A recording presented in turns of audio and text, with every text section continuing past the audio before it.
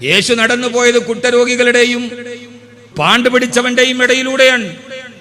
സാമൂതിരിമാരുടെയും തമ്പുരാക്കന്മാരുടെയും മുമ്പിലല്ല, അന്യവൽക്കരിക്കപ്പെട്ടവരുടെ മുമ്പിൽ. ഈ അടുത്ത സമയത്തൊക്കെ യൂട്യൂബില് സോഷ്യൽ മീഡിയയിലൊക്കെ പ്രഭാഷണങ്ങൾ വരികയാണ്. ഞാൻ എൻ്റെ സമൂഹത്തെ അഭിസംബോധന ചെയ്യുമ്പോൾ, അച്ഛൻ വിശ്വാസികളെ അഭിസംബോധന ചെയ്യുമ്പോൾ, ഒരു പ്രഭാഷകൻ എന്ന രീതിയിൽ ഞാൻ പറയുന്ന കാര്യം 100% സത്യമാണ് എന്ന് എനിക്ക് ബോധ്യമുണ്ടാവണം. ആ ബോധ്യത്തോടൊപ്പം തന്നെ ഞാൻ പറയുന്ന വാക്ക് ഈ സമൂഹത്തെ അകറ്റാത്തതാണ് എന്ന് ഞാൻ ഉറപ്പിച്ചിട്ടേ പറയാവൂ. ഊഹാപോഹങ്ങൾ പ്രസംഗിക്കാനുള്ളതല്ല. എന്നെ വിശ്വസിക്കുന്ന, എന്റെ പ്രസംഗം കേൾക്കുന്ന ഒരാളാണ്. എന്റെ പ്രസംഗം കേട്ടോണ്ടാണല്ലോ നിങ്ങൾ എന്നെ വിളിച്ചത്. പക്ഷെ ഞാൻ പറയുന്നത് എനിക്ക് പൂർണ്ണമായ ബോധവും ബോധ്യവുമുള്ള കാര്യമായിരിക്കണം. കാരണം ഒരു സാധാരണക്കാരന് കൊടുക്കുന്ന സ്ഥാനമല്ല എനിക്ക് നിങ്ങൾ തരിക, അച്ഛന് നിങ്ങൾ കൊടുക്കുക. അങ്ങനെയാണോ? ഇടവകയിലെ സാധാരണക്കാരന്റെ ഒരു പദവിയാണ് അച്ഛന് കൊടുക്കുക?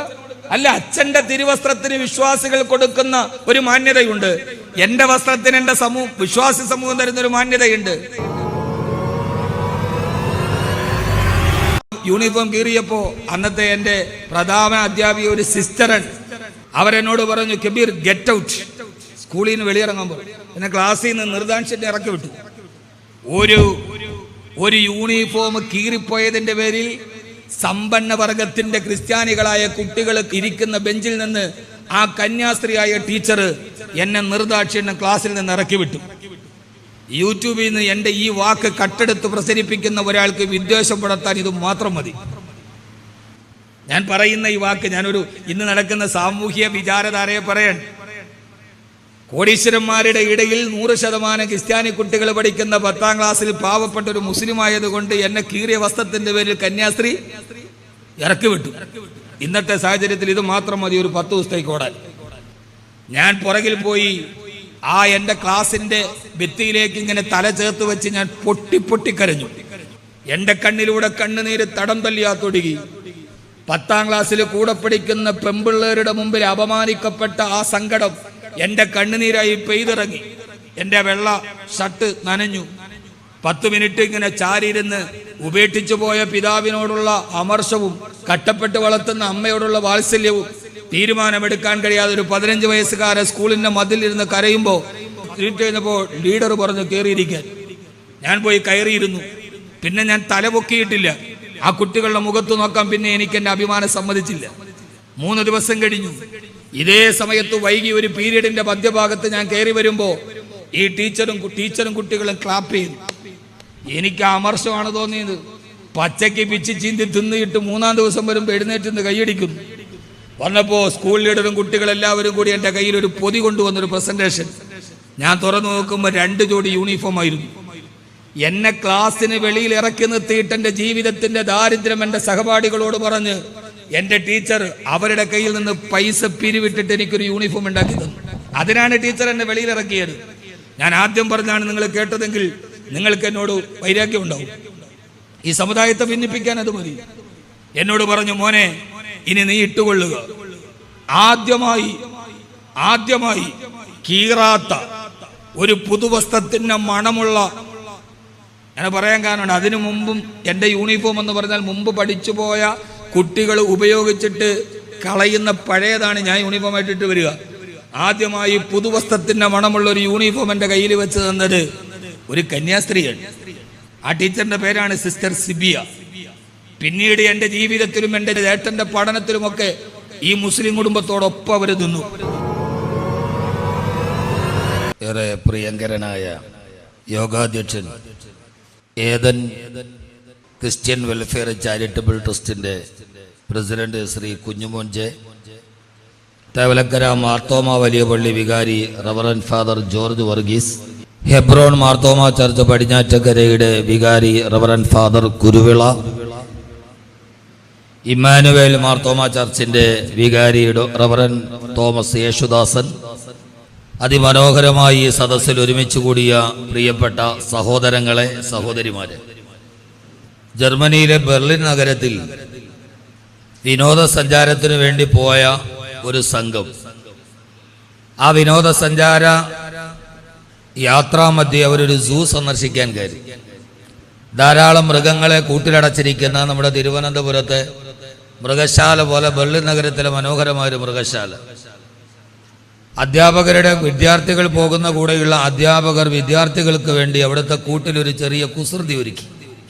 ആ സൂവിലൂടെ കടന്നു പോകുമ്പോൾ പോകുന്ന വഴിയിൽ നാനാഭാഗത്ത് നാനാജാതി മൃഗങ്ങളെ കാണാം. കരടി, പുലി, കടുവ, സിംഹം. സാധാരണയായി നമുക്കറിയാം എല്ലാ കൂടിൻ്റെ മുമ്പിലും ആ കൂടിൻ്റെ ഉള്ളിൽ കിടക്കുന്ന മൃഗത്തിൻ്റെ പേര്, ശാസ്ത്രീയ നാമം, അത് കാണപ്പെടുന്ന പ്രദേശം വൃഷ്ടിപ്രദേശത്താണോ, ശൈത്യപ്രദേശത്താണോ, ശീതപ്രദേശത്താണോ, അതിൻ്റെ ലോകത്തുള്ള സാന്നിധ്യം, എങ്ങനെ ഒരു ചെറിയ ബയോഡാറ്റ കൂടിൻ്റെ മുമ്പിൽ എഴുതി വെച്ചിട്ടുണ്ടാവും. അങ്ങനെ ഓരോ മൃഗങ്ങളെയും കണ്ട് വിദ്യാർത്ഥികളും അധ്യാപകരും പോയി ഓരോ മൃഗങ്ങളെയും അതിൻ്റെ ബയോഡാറ്റയും കണ്ടുപോകുമ്പോൾ ഏറ്റവും അവസാനം ഒരു വലിയ കൂട്, ആ കൂടിൻ്റെ മുമ്പിൽ ഒരു വലിയ ബോർഡ് എഴുതി വെച്ചിട്ടുണ്ട്. അതിങ്ങനെയാണ്: ഈ കൂടിൻ്റെ ഉള്ളിൽ അടയ്ക്കപ്പെട്ടിരിക്കുന്ന മൃഗം ലോകത്തിലെ ഏറ്റവും അപകടകാരിയായ മൃഗമാണ്. ആരെ കണ്ടാലും യാതൊരുവിധ മുൻവിധിയുമില്ലാതെ ആക്രമിക്കുന്ന, ആരെ കണ്ടാലും കടിച്ചു കീറുന്ന, ബന്ധങ്ങൾക്ക് വില കൊടുക്കാത്ത, ആരെ കണ്ടാലും തൻ്റെ സ്വാർത്ഥതയ്ക്ക് വേണ്ടി അവനെ എന്തും ചെയ്യാൻ മടിക്കാത്ത ലോകത്തിലെ ഏറ്റവും അപകടകരമായ ജീവിയാണ് ഈ കൂട്ടിലുള്ളത്. അതുകൊണ്ട് എല്ലാവരും വളരെ ശ്രദ്ധിച്ചു മാത്രമേ അതിൻ്റെ അടുത്തേക്ക് പോകാവൂ, അകലെ നിന്നേ അതിനെ നോക്കാവൂ എന്നൊരു ബോർഡ് കൃത്യമായി എഴുതി വെച്ചിട്ടുണ്ട്. പതിവിന് വിപരീതമായി അധ്യാപകർ മുന്നറിയിപ്പ് നൽകി, കുട്ടികൾ ഈ ലോകത്തിലെ ഏറ്റവും അപകടകരമായ ജീവിയെ കാണാൻ അകലെ നിന്നുള്ള വലിയ കൗതുകത്തോടെയുള്ള ജിജ്ഞാസയോടെ ആ കൂട്ടിലേക്ക് അവർ അങ്ങ് അകലെ നിന്ന് ഈ ലോകത്തിലെ അപകടകാരിയായ ജീവിയെ കാണാൻ എത്തി നോക്കുമ്പോൾ യഥാർത്ഥത്തിൽ ആ കൂട് ശൂന്യമാണ്, അതിലൊരു ജീവിയും ഉണ്ടായിരുന്നില്ല. ആ കൂടിന്റെ മറുഭാഗത്ത്, നോക്കുന്ന ഭാഗത്ത് വലിയൊരു നിലക്കണ്ണാടി വെച്ചിട്ടുണ്ട്. ഈ പോയി നോക്കുന്ന ആളുടെ മുഖമാണ് ആ കണ്ണാടിയിൽ തെളിഞ്ഞു വരിക. അതിൻ്റെ താഴെയാണ് എഴുതി വെച്ചിരിക്കുന്നത്: ഇവനാണ് ലോകത്തിലെ ഏറ്റവും അപകടകാരിയായ ജീവി. ആരെ കണ്ടാലും ആക്രമിക്കും, ബന്ധങ്ങൾക്ക് വിലയില്ല, സ്നേഹത്തിന്റെ വിലയറിയില്ല. ആ കാണുന്ന ചില്ല് ദർപ്പണത്തിൽ തെളിഞ്ഞു കാണുന്ന അവനവന്റെ മുഖം തന്നെയാണ് മനുഷ്യനാണ് ലോകത്തിലെ ഏറ്റവും അപകടകാരിയായ ആ ജീവി എന്നൊരു പഴയ ഒരു വാർത്ത വായിക്കാനിടയായി. ലോകത്തിലെ ഏറ്റവും ആരെയും ആക്രമിക്കുന്ന, ഏത് സമയത്ത് നിർവചിക്കാൻ കഴിയാത്ത വിധം മാറിപ്പോകുന്ന ഒരു സ്വഭാവത്തിന്റെ ഉടമയായി അച്ഛനും അമ്മയും ജീവിതത്തിൽ അവസാനം വരെ ലാളിച്ച് വളർത്തി, അവസാനം രാവിലെയും വൈകുന്നേരം സ്വന്തം മകളെ സ്കൂട്ടറിന്റെ പുറകിലിരുത്തി സ്കൂളിൽ കൊണ്ടുപോയി വിട്ട് കൈവെള്ളയിൽ കൈവല്യം പോലെ കാത്തു സൂക്ഷിച്ച കൺമണിയെ, ഒരു പാവപ്പെട്ട ഡോക്ടറെ, ഒരു നിമിഷം കൊണ്ട് അക്രമാസക്തനായ ഒരു മനുഷ്യൻ 7 പ്രാവശ്യം ആ പാവപ്പെട്ട പെൺകുട്ടിയെ കുത്തി മലർത്തി അമ്മയ്ക്കും അച്ഛനും തോരാത്ത കണ്ണുനീര് സമ്മാനിച്ച്, ഒരു മനുഷ്യൻ മറ്റൊരു മനുഷ്യനെ കുത്തി വീഴ്ത്താൻ യാതൊരുവിധ ദാക്ഷിണ്യവും കാണിക്കാത്ത ഒരു ലോകത്ത്, കണ്ണീരുകൾ മാത്രം കണ്ടുണങ്ങുന്ന ഒരു ലോകത്ത്, തന്റെ മുറിവിൽ സ്നേഹത്തിന്റെ വാത്സല്യത്തിന്റെ മരുന്നുമുട്ടിയ ഒരു പാവപ്പെട്ട ഡോക്ടറെ കുത്തി മലർത്താൻ കഴിയുന്ന വിധം മനുഷ്യനെ ബാഹ്യമായ ചിന്തകളോ സാമഗ്രികളോ സ്വാധീനിക്കുന്ന ഒരു കാലത്ത്, ഒരു മനുഷ്യന്റെ മുമ്പിൽ പോയി ചിരിക്കാൻ അപകടം ഭയന്ന് മറ്റൊരുത്തൻ മാറി നിൽക്കുന്ന ഒരു കാലത്ത്, യഥാർത്ഥത്തിൽ ലോകത്തിലെ ഏറ്റവും അപകടകരമായ ഒരു ജന്തുലോകത്തിന്റെ നടുവിലാണ് നമ്മൾ ജീവിക്കുന്നത് എന്നത് പുതിയ വാർത്തകൾ നമ്മൾ പറയേണ്ടി വരും. നിർവചിക്കാൻ കഴിയാത്ത വിധം മനുഷ്യനെ ബാഹ്യമായി നിർവചിക്കാൻ കഴിയാത്ത വിധം അവൻ അക്രമാസക്തനാവുകയാണ്. വൈകുന്നേര നേരങ്ങളിൽ സായാഹ്ന സമയത്ത് ചെന്താമരപ്പൂ കുമ്പുന്നത് പോലെ മുഖമൊളിപ്പിച്ച് കടലിന്റെ ഉള്ളിലേക്ക് ഇറങ്ങിപ്പോകുന്ന, അസ്തമയ സൂര്യനെ കണ്ട് പൊട്ടിച്ചിരിച്ച് കടന്നുപോകുന്ന ഒരു ഓളങ്ങളെ കീറിമടിച്ചു പോകുന്ന ബോട്ട് സ്വാഭാവികമായും അറിഞ്ഞ് ഒരു വീട്ടിലെ യാത്ര പറഞ്ഞു പോയ 12ഓളം അംഗങ്ങൾ സ്വപ്നലോകത്തിലേക്ക് ജാലക വിരികൾ തുറന്ന് കടന്നുപോയ പിഞ്ചുകുട്ടികൾ, ചിതറിത്തെറിച്ച വളപ്പൊട്ടുകളുടെ അപ്പുറത്ത് വെള്ളത്തുണിയിൽ പൊതിഞ്ഞ് ഒരു കുടുംബത്തിലെ 12 പേരെ ഒരു നിമിഷം കൊണ്ട് നഷ്ടപ്പെട്ട് നെഞ്ചത്തടിച്ചാട്ടത്തഹട്ടിക്കുന്ന പാവപ്പെട്ട ഒരു മനുഷ്യന്റെ മുഖത്ത് ആ ഫോട്ടോ കാണുമ്പോ, വീഡിയോ കാണുമ്പോ അതിന്റെ താഴെ നിനക്കിതൊക്കെ സംഭവിക്കണം, നിന്റെ ജാതി ഇതല്ലേ എന്ന് പറയും വിധം, നിന്റെ മതം ഇതല്ലേ, നിന്റെ ജാതി ഇതല്ലേ, നീ ജനിച്ച സ്ഥലം ഇതല്ലേ എന്ന് അലറിക്കരയുന്ന മനുഷ്യന്റെ കണ്ണീരിന് പോലും ജാതിയും വർഗവും ചേർത്തു വെക്കുന്ന അപകടകരമായ ഒരു ലോകത്തേക്ക് നമ്മൾ മാറിപ്പോയി എന്നതാണ് ഈ കൂട്ടായ്മയുടെ പ്രസക്തി വർദ്ധിക്കാനുള്ള കാരണം. മൃഗമാവുകയാണ്. ലോകത്തിലെ അപകടകാരിയായ ഒരു ജന്തുവായി മനുഷ്യൻ മാറുകയാണ്. കാട്ടിലെ രാജാവാണ് സിംഹം. പക്ഷേ സിംഹത്തിനെ കൊന്നിട്ട് ആ കൊല്ലുന്നതിൽ ലൈവ് ചെയ്ത ഒരു സിംഹത്തെ നമ്മൾ കണ്ടിട്ടില്ല. സ്വന്തം അമ്മയെ കൊന്നിട്ട് ഗ്യാസ് സിലിണ്ടർ എടുത്ത അമ്മയുടെ തലയിലടിച്ച് അവർ മരിച്ചു എന്ന് ഉറപ്പാക്കിയതിന് ശേഷം അവസാനം ഒരു നഖത്തിന്റെ ചലനം കാണുമ്പോ ആ അമ്മയെ ജന്മം നൽകിയ അമ്മയെ പെട്രോളൊഴിച്ച് തീ കൊളുത്തുന്ന ഒരു മകനെ കുറുക്കന്റെ ലോകത്ത് നമ്മൾ കണ്ടിട്ടില്ല. അമ്മയെ കൊന്നു തിന്നുന്ന അത്യാഗ്രഹിയായ ഒരു കാക്കയെ നമ്മൾ ഇന്നേ വരെ കണ്ടിട്ടില്ല. സ്വന്തം ഭാര്യയെ, സ്വന്തം ഇണയെ മറ്റൊരുത്തന് കാഴ്ചവെച്ച് സുഖിക്കാൻ പോകുന്ന ഒരു ഇണയെയും ജന്തുലോകത്ത് നമ്മൾ കണ്ടിട്ടില്ല. ആരെങ്കിലും കണ്ടിട്ടുണ്ടോ? പക്ഷേ ഈ ജന്തുക്കൾക്ക് നാൽക്കാലികൾക്കില്ലാത്ത വിധം പഞ്ചേന്ദ്രിയ പരിജ്ഞാനം കൊണ്ട് അഗ്രഗണ്യനാണ് മനുഷ്യൻ. പക്ഷേ നാൽക്കാലികളെക്കാൾ അവൻ അക്രമാസക്തനാവുകയാണ്. നാൽക്കാലി എന്ന് പറഞ്ഞാൽ നാൽക്കാലിക്ക് അപമാനമാണ്. കവി പറയുന്നുണ്ട്, ചെന്നായ ചെമ്പോത്ത് പോത്ത് ചീറ്റപ്പുലി പന്നിവാമ്പെന്തെല്ലാം ഉണ്ടിവനിൽ സൃഷ്ടാവ് പോലും ഭയം മൂലമാകിടാം വിട്ടുകൊടുത്തു മർത്യനു വിശ്വം. മർത്യനോ മർത്യന്റെ ചോര കുടിക്കണം, മർത്യനിൽ ബുദ്ധിമാനല്ലോ മർത്യൻ. ചെന്നായ ചെമ്പോത്ത് പോത്ത് ചീറ്റപ്പുലി പന്നി പാമ്പ് എല്ലാം കൂടി ഒന്നാത്തിന്റെ ഈ സ്വഭാവം ഒന്നിച്ചുകൂടി ഒരു മൃഗത്തെ കാണണമെങ്കിൽ അത് മനുഷ്യരിലേക്ക് നോക്കിയാൽ മതി. ആ രീതിയിൽ അപകടകരമാം വിധം മനുഷ്യൻ സ്വാർത്ഥതയുടെ അടയാളമായി മാറുന്ന ഒരു കാലത്ത്, എല്ലാ ജാതിയും മതത്തിന്റെയും വർണ്ണത്തിന്റെയും വർഗത്തിന്റെയും ഭാഷയുടെയും ദേശത്തിന്റെയും പേരിൽ മനുഷ്യനെ വിഭജിക്കപ്പെടുന്ന ഒരു കാലത്ത്, എന്റെയും നിങ്ങളുടെയും ഇടയിൽ മുഖത്ത് നോക്കി പുഞ്ചിരിക്കാൻ കഴിയാത്ത വിധം മതിലുകൾ കെട്ടപ്പെടുന്ന ഒരു കാലത്ത്, മുൻവിധികളില്ലാതെ ചിരിക്കാൻ മറന്നുപോകുന്ന ഒരു പുതിയ കാലത്ത്, ഏദൻ എന്ന ഒരു കുടുംബം ഇങ്ങനെ മതിലുകളില്ലാതെ, വേലിക്കെട്ടുകളില്ലാതെ, മുൻധാരണകളില്ലാതെ പരസ്പരം സംവദിക്കാൻ ഒരുങ്ങുന്നു എന്നത് തന്നെ ഏറ്റവും മനോഹരമായൊരു കർമ്മമാണ്. ഈ പുതിയ കാലങ്ങളിൽ നമുക്ക് ചെയ്യാൻ കഴിയുന്ന ഏറ്റവും വലിയ സംഭാവനയാണിത്. കാരണം എല്ലായിടത്തും ഇന്ന് അടയാളപ്പെടുത്തുന്നത് ജാതിയാണ്, മതമാണ്. ഒരിക്കൽ കൂടി നടക്കണം. നിങ്ങൾക്കറിയുമോ എന്ന് എനിക്കറിയില്ല. കത്തിജ്വലിച്ചു നിൽക്കുന്ന പട്ടാപ്പകലിൽ ഏതൻസ് നഗരത്തിന്റെ നടുവിലൂടെ ഒരു മനുഷ്യൻ ചൂട്ടുകറ്റയുമായി നടന്നു പോകുന്നുണ്ട്. ആ വെയിലത്ത് നിൽക്കുന്ന ആളുകളുടെ മുഖത്തേക്ക് തന്റെ കയ്യിലിരിക്കുന്ന ചൂട്ടുകറ്റ മുഖത്തേക്ക് ഇങ്ങനെ ചേർത്ത് വെച്ചിട്ട് ആ മനുഷ്യൻ പിറുപിറുക്കുന്നുണ്ട്, ഇതല്ല. കത്തിജ്വലിക്കുന്ന പകലിൽ ഏതൻസ് നഗരത്തിലെ മനുഷ്യരുടെ മുഖത്തിന് നേരെ ചൂട്ടുകെട്ട് കത്തിച്ചു വെച്ചിട്ട് ഇതല്ല എന്ന് പിറുപിറുത്തു പോകുന്ന ഒരു മനുഷ്യനുണ്ട്. സ്വാഭാവികമായി നട്ടുച്ച നേരത്ത് ടോർച്ചും തെളിച്ച് ഒരാളുടെ മുഖത്തേക്ക് വെളിച്ചം ചേർത്തിട്ട് ഇതല്ല എന്ന് പറയുന്നവനെ നമ്മൾ ഭ്രാന്തൻ എന്നാണ് വിളിക്കുക, അല്ലെങ്കിൽ സ്ഥലകാല ബോധം നഷ്ടപ്പെട്ട മാനസിക വിഭ്രാന്തിയുടെ ഉടമയെന്നാണ് പറയാ. പക്ഷേ അതിനപ്പുറം ആ മനുഷ്യനൊരു മാനസിക വിഭ്രാന്തിയുള്ള ആളല്ല. അയാൾ പുരാതന യവന ദർശന കലയുടെ താത്വികാചാര്യനായ ഡയോജനീസ് ആയിരുന്നു. ഡയോജനീസിന്റെ ആളുകൾ ചോദിച്ചു, ഈ പട്ടാപ്പകൽ വെളിച്ചത്തിൽ നിങ്ങൾ ആരെയാണ് തിരയുന്നത്? ഡയോജനീസ് പറയുന്നുണ്ട്, ഞാനൊരു മനുഷ്യനെ തിരയാണ്. എന്റെ കയ്യിലിരിക്കുന്ന ചൂട്ടുകെട്ടയുടെ വെളിച്ചത്തിൽ ഞാനൊരു മനുഷ്യനെ തേടുകയാണ്. എനിക്കിവിടെ ആരെയും മനുഷ്യനെ കാണാൻ കഴിയുന്നില്ല. ഒരിക്കൽ കൂടി ഡയോജനീസിന് ദൈവം പുനർജന്മം കൊടുത്താൽ നമ്മുടെ ഈ നഗരത്തിലൂടെ ചൂട്ടുകെട്ടിയിൽ അയാൾ മുഖത്ത് നോക്കിയിട്ടൊരു മനുഷ്യനെ നോക്കിയാൽ ഒരു മനുഷ്യനെ കണ്ടെത്താൻ കഴിയൂ?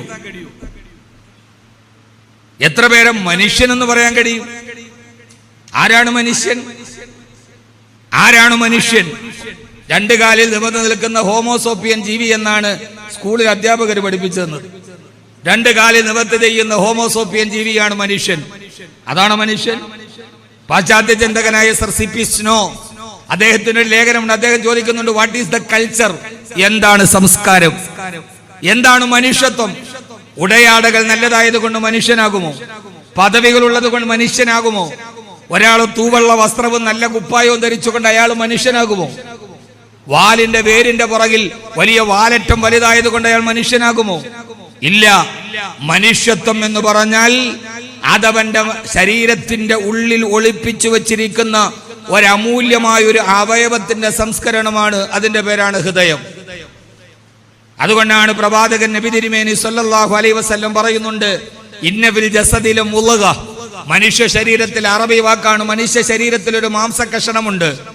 ഇദാ സലുഗത് സലുഗൽ ജസദു കുല്ലു, അത് നന്നായാൽ മനുഷ്യനായി, അത് മോശമായാൽ അവൻ അധമ പ്രവർത്തികളുടെ ആചാര്യനായി മാറി. അലാ വഹിയൽ കൽബ്, അത് ഹൃദയമാണ്, ഹൃദയമാണ് എന്ന് പ്രവാചകൻ പറയുന്നുണ്ട്. അതുകൊണ്ടാണ് അല്ലാമ ഇഖ്ബാൽ പറഞ്ഞത്, സൂറത്ത് മേം ഇൻസാൻ ഹേ, സീറത്ത് മേം ഹയവാൻ ഹേ, ലേക്കിൻ തും നഹി ഹേ. കണ്ടാൽ മനുഷ്യനെ പോലെ ഇരിക്കും, കണ്ടാൽ മനുഷ്യനെ പോലെയാണ്, പക്ഷെ പ്രവൃത്തി നാൽക്കാലിയെ പോലെയാണ്. അവനും ഈ നാൽക്കാലിയും തമ്മിലുള്ള വ്യത്യാസം ലേക്കിൻ തും നഹി ഹേ, വാലില്ലെന്ന് മാത്രം. ഇന്ത്യ രാജ്യത്തിലൂടെ കാഷായ വസ്ത്രം ധരിച്ചു പോയ സ്വാമി വിവേകാനന്ദൻ പറയുന്നുണ്ട്, മനുഷ്യ, ആകാശത്തിലൊരു പക്ഷിയെ പോലെ പറക്കാൻ നിനക്ക് കഴിയുന്നുണ്ട്. ആകാശ നൗകയിൽ ജലത്തിന്റെ ഉള്ളിലൂടെ ഊളിയിട്ട് നടക്കാൻ നിനക്ക് കഴിയുന്നുണ്ട്. പക്ഷെ ഈ ഭൂമിയുടെ മുകളിൽ ഒരു മനുഷ്യനായിട്ട് നടക്കാൻ നിന്നെ കൊണ്ട് പറ്റുന്നില്ലല്ലോ. സൂപ്പർ സോണിക് വിമാനങ്ങളിൽ ആകാശത്തിന്റെ അതിർത്തികളെ ഭീതിച്ചെടുത്ത് മറക്കാൻ മനുഷ്യന് കഴിയുന്നുണ്ട്. മുങ്ങിക്കപ്പലിൽ ഊളിയിടാൻ കഴിയുന്നുണ്ട്. രണ്ട് കാലിൽ പാദമൂന്നി ഈ മണ്ണിന്റെ മുകളിൽ ഒരു മനുഷ്യനായിട്ട് നടക്കാൻ നിനക്ക് എങ്ങനെയാണ് കഴിയുക എന്ന് സ്വാമി വിവേകാനന്ദൻ ചോദിക്കുന്നുണ്ട്. അതിനു വേണ്ടത് ഇപ്പൊ കബീർ ബാക്കവി എന്ന വിശേഷണമല്ല, റവറൻ ഫാദർ എന്ന് പറയുന്ന വിശേഷണമല്ല. അതിന് ശേഷമുള്ള നാമത്തിൽ എനിക്കും എല്ലാവർക്കും ഒരു മനുഷ്യനാകാൻ കഴിയണം. വേദനയുള്ള മനുഷ്യനെ, സങ്കടമുള്ള മനുഷ്യനെ, അവന്റെ വേദനകളെ കാണണം, അവന്റെ സങ്കടങ്ങളെ കാണണം, അവന്റെ വേർപ്പുകളെ കാണണം, അവന്റെ നിലവിളി നമ്മുടെ ചെവിയിൽ കേൾക്കണം. മനുഷ്യന്റെ കണ്ണുനീർ നമ്മുടെ ഹൃദയത്തെ വല്ലാതെ സ്പർശിക്കണം. അത് കരയുന്നത് ഹിന്ദുവാണോ, ആ കണ്ണീര് മുസ്ലിമിൻ്റെതാണോ, അത് ക്രിസ്ത്യാനിയാണോ നോക്കിയിട്ടല്ല, അവന് മനുഷ്യൻ എന്ന് പേരിടണം. എന്നിട്ട് ആ മനുഷ്യന്റെ കണ്ണീര് നമ്മളൊരു മനുഷ്യനാകും. എപ്പോഴെന്നറിയോ? മറ്റൊരാളുടെ കണ്ണുനീര് നമ്മളെ അസ്വസ്ഥതപ്പെടുത്തുമ്പോൾ, മറ്റൊരാളുടെ ദുഃഖം നമ്മുടെ ഹൃദയത്തെ കണ്ണിനെ ഉറങ്ങാൻ സമ്മതിക്കാതിരിക്കുമ്പോൾ നമുക്കൊരു മനുഷ്യനാണോ എന്ന് നമുക്കൊന്ന് പരിശോധിക്കാം. ഓക്കെ, നമ്മളുടെ ഉള്ളിൽ മനുഷ്യത്വമുണ്ടോ നമുക്ക് പരീക്ഷിക്കാം. നിങ്ങൾ ഹൈവേയിൽ പോയി, കരുനാഗപ്പള്ളിയിൽ പോയി, ആ സിഗ്നൽ ലൈറ്റിന്റെ താഴെ ശീതീകരിച്ച കാറിൽ നിങ്ങൾ കുടുംബസമേതം ഇരിക്കുമ്പോ നമ്മുടെ കാറിന്റെ പൊരിയുന്ന വെയിലത്ത് നമ്മുടെ കാറിന്റെ ഡോറിൽ വന്ന് ഗ്ലാസിൽ തട്ടുന്ന ഒരു തമിഴ്നാട്ടിലെ കറുകറുത്ത നാടോടി പയ്യൻ മുലകുടി മാറാത്ത കുഞ്ഞിനെയും കയ്യിൽ വെച്ച് നമ്മുടെ ഗ്ലാസിന്റെ ചില്ലിൽ തട്ടി ഒരു നേരത്തെ ഭക്ഷണത്തിന്, തന്നോട് തന്റെ കുഞ്ഞിന്റെ പാലിന് ഭക്ഷണത്തിന് കൈനീട്ടുന്ന ഒരു പാവപ്പെട്ട അമ്മ, അവൾ ആരുമാകട്ടെ, ആ അമ്മയുടെ ചിത്രം അന്ന് രാത്രി കിടക്കാൻ നേരത്ത് നമ്മുടെ ഹൃദയത്തിൽ തങ്ങി നിൽക്കുന്നുവെങ്കിൽ, ആ അമ്മയെ കുറിച്ചുള്ള ഓർമ്മ ഒരമ്മയായ നിങ്ങളുടെ ഹൃദയത്തെ നൊമ്പരപ്പെടുത്തുന്നുവെങ്കിൽ, ആ അമ്മയുടെ ദൈന്യത മുഖം അന്ന് രാത്രി നിങ്ങളെ ഉറങ്ങാൻ സമ്മതിക്കാതെ നിങ്ങളുടെ ഹൃദയത്തിന്റെ ഉള്ളിൽ എവിടെയോ ഒരലോസരപ്പെടുത്തുന്നുവെങ്കിൽ, തീർച്ച ഒരു ഉത്തരം വന്ന് കിട്ടും, ഞാനൊരു മനുഷ്യനാണ്. അവൻ തമിഴ്നാടുകാരനല്ലേ, അവൻ കറുത്തവനല്ലേ, മറ്റവനല്ലേ എന്ന മേൽവിലാസങ്ങളുടെ മേൽ മനുഷ്യനെ നിർവചിക്കുന്ന ഒരു കാലത്താണ് നമ്മൾ ജീവിക്കുന്നതെങ്കിൽ നമ്മൾ മനുഷ്യരല്ല. മതം എന്നത് കരുണയാണ്. മതത്തിന്റെ പേരിൽ മനുഷ്യനെ കണ്ടെത്താനാണ്. മാധവ സേവയാണ് മാനവ സേവ. ഹൃദയത്തിന്റെ ഉള്ളിലേക്ക് മതം കടക്കണം. മതം പ്രസംഗിക്കാനുള്ളതല്ല, മതം പ്രവർത്തിക്കാനുള്ളതാണ്. ആ മതം കരുണയാണ്. മനുഷ്യ, ലോകത്തിന്റെ മുഴുവൻ ചക്രവാളവും നിന്റെ കൈവെള്ളയിൽ നിനക്ക് കിട്ടി, ബട്ട് ലോസസ് ഹിസ് സോൾ, നിന്റെ ആത്മാവ് നിനക്ക് നഷ്ടപ്പെട്ടു പോയി. The gospel accord of Mathai, Mathai സുവിശേഷമാണ് അല്ലേ? അല്ലേ? ഞാൻ അത്രമേൽ അറിവുള്ള ഒരാളൊന്നുമല്ല. അറിവിന്റെ ബാലാരിട്ടത് പിന്നിട്ടിട്ടില്ലാത്ത ഞാൻ എൻ്റെ അനുഭവത്തിന്റെ വെളിച്ചത്തിൽ എൻ്റെ ജീവിതത്തിലെ ഏറ്റവും വലിയ അമൂല്യമായ സമ്പത്ത് സ്നേഹമാണ്, കരുണയാണ്, സഹജീവി സ്നേഹമാണ്, സഹാർദ്രതയാണ് എന്ന് വിശ്വസിക്കുന്ന ഒരു അമൂല്യമായ ധനികനാണ് ഞാൻ. എൻ്റെ ഹൃദയത്തിൽ മറ്റുള്ളവരോട് സ്നേഹമുള്ളത് കൊണ്ട് ഞാൻ ധനികനാണ്. ആ ധനത്തിന്റെ പേരിൽ പോകുന്ന ഒരാൾ, ലോകം മുഴുവനും നിന്റെ കൈവെള്ളയിലുണ്ട്, പക്ഷേ നിനക്ക് നിന്റെ ആത്മാവ് നഷ്ടപ്പെട്ടു. ബട്ട് ലോസസ് ഹിസ് സോൾ, ആത്മാവ് നഷ്ടപ്പെട്ട മതം എന്തിനാണ്? അഗതികൾക്ക് ഭക്ഷണം കൊടുക്കാത്ത, വിധവയുടെ കണ്ണീരൊപ്പാൻ കഴിയാത്ത ഒരു മതത്തിൽ എനിക്ക് വിശ്വാസമില്ലെന്ന് സ്വാമി വിവേകാനന്ദൻ പറഞ്ഞ അതുകൊണ്ടാണ്. ഈ മതത്തിന് അഗതികൾക്ക് അപ്പം കൊടുക്കാൻ കഴിയുന്നില്ലെങ്കിൽ, പാവപ്പെട്ട വിധവയുടെ കണ്ണിൽ നിന്ന് വരുന്ന കണ്ണുനീര് തുടച്ചു മാറ്റാൻ നിന്റെ മതബോധത്തിന് കഴിയുന്നില്ലെങ്കിൽ, ഏത് ഈശ്വരനിലാണ് നീ വിശ്വസിക്കുന്നത്? ഏത് ദൈവത്തെയാണ് നീ കാണുന്നത്? ഏത് ദൈവത്തെ പ്രീതിപ്പെടുത്താനാണ് നീ ഈ ജപമാലയും ധരിച്ച്, ഈ തൊപ്പിയും വരിച്ച്, താടിയും വെച്ച്, ജപമാലയും പിടിച്ച്? ഞാൻ എന്നെ കുറിച്ച് പറയണം, എന്തിനാണ് നീ പള്ളിയുടെ അകത്തളത്തിലിരിക്കുന്നത്? കൊന്തയും പിടിച്ച് ഇങ്ങനെ ആ കൊന്തയുടെ മണി മറിയുന്നതിനനുസരിച്ച് നിന്റെ ചുണ്ടുകൾ ചലിക്കുന്നെങ്കിൽ, ആ ദൈവസ്ത്രോത്രവും നാമവും നിന്റെ ഹൃദയത്തിൽ നിന്നാണ് വരുന്നതെങ്കിൽ, കൊന്തയുടെ മണി മാറുന്നതിനോടൊപ്പം പാവപ്പെട്ടവന്റെ കണ്ണീരും നിന്റെ ഹൃദയത്തെ ചലിപ്പിക്കണം. ഇല്ലെങ്കിൽ അത്തസ്വരം കേട്ടീടിനെ കാതു കാരുണ്യമാർന്നീടിനെ ദൃഷ്ടി ദിട്ടി, സാധുക്കളെ താങ്ങിയിടിനെ ബാഹു പരോപകാര പ്രവണം പ്രപഞ്ചം.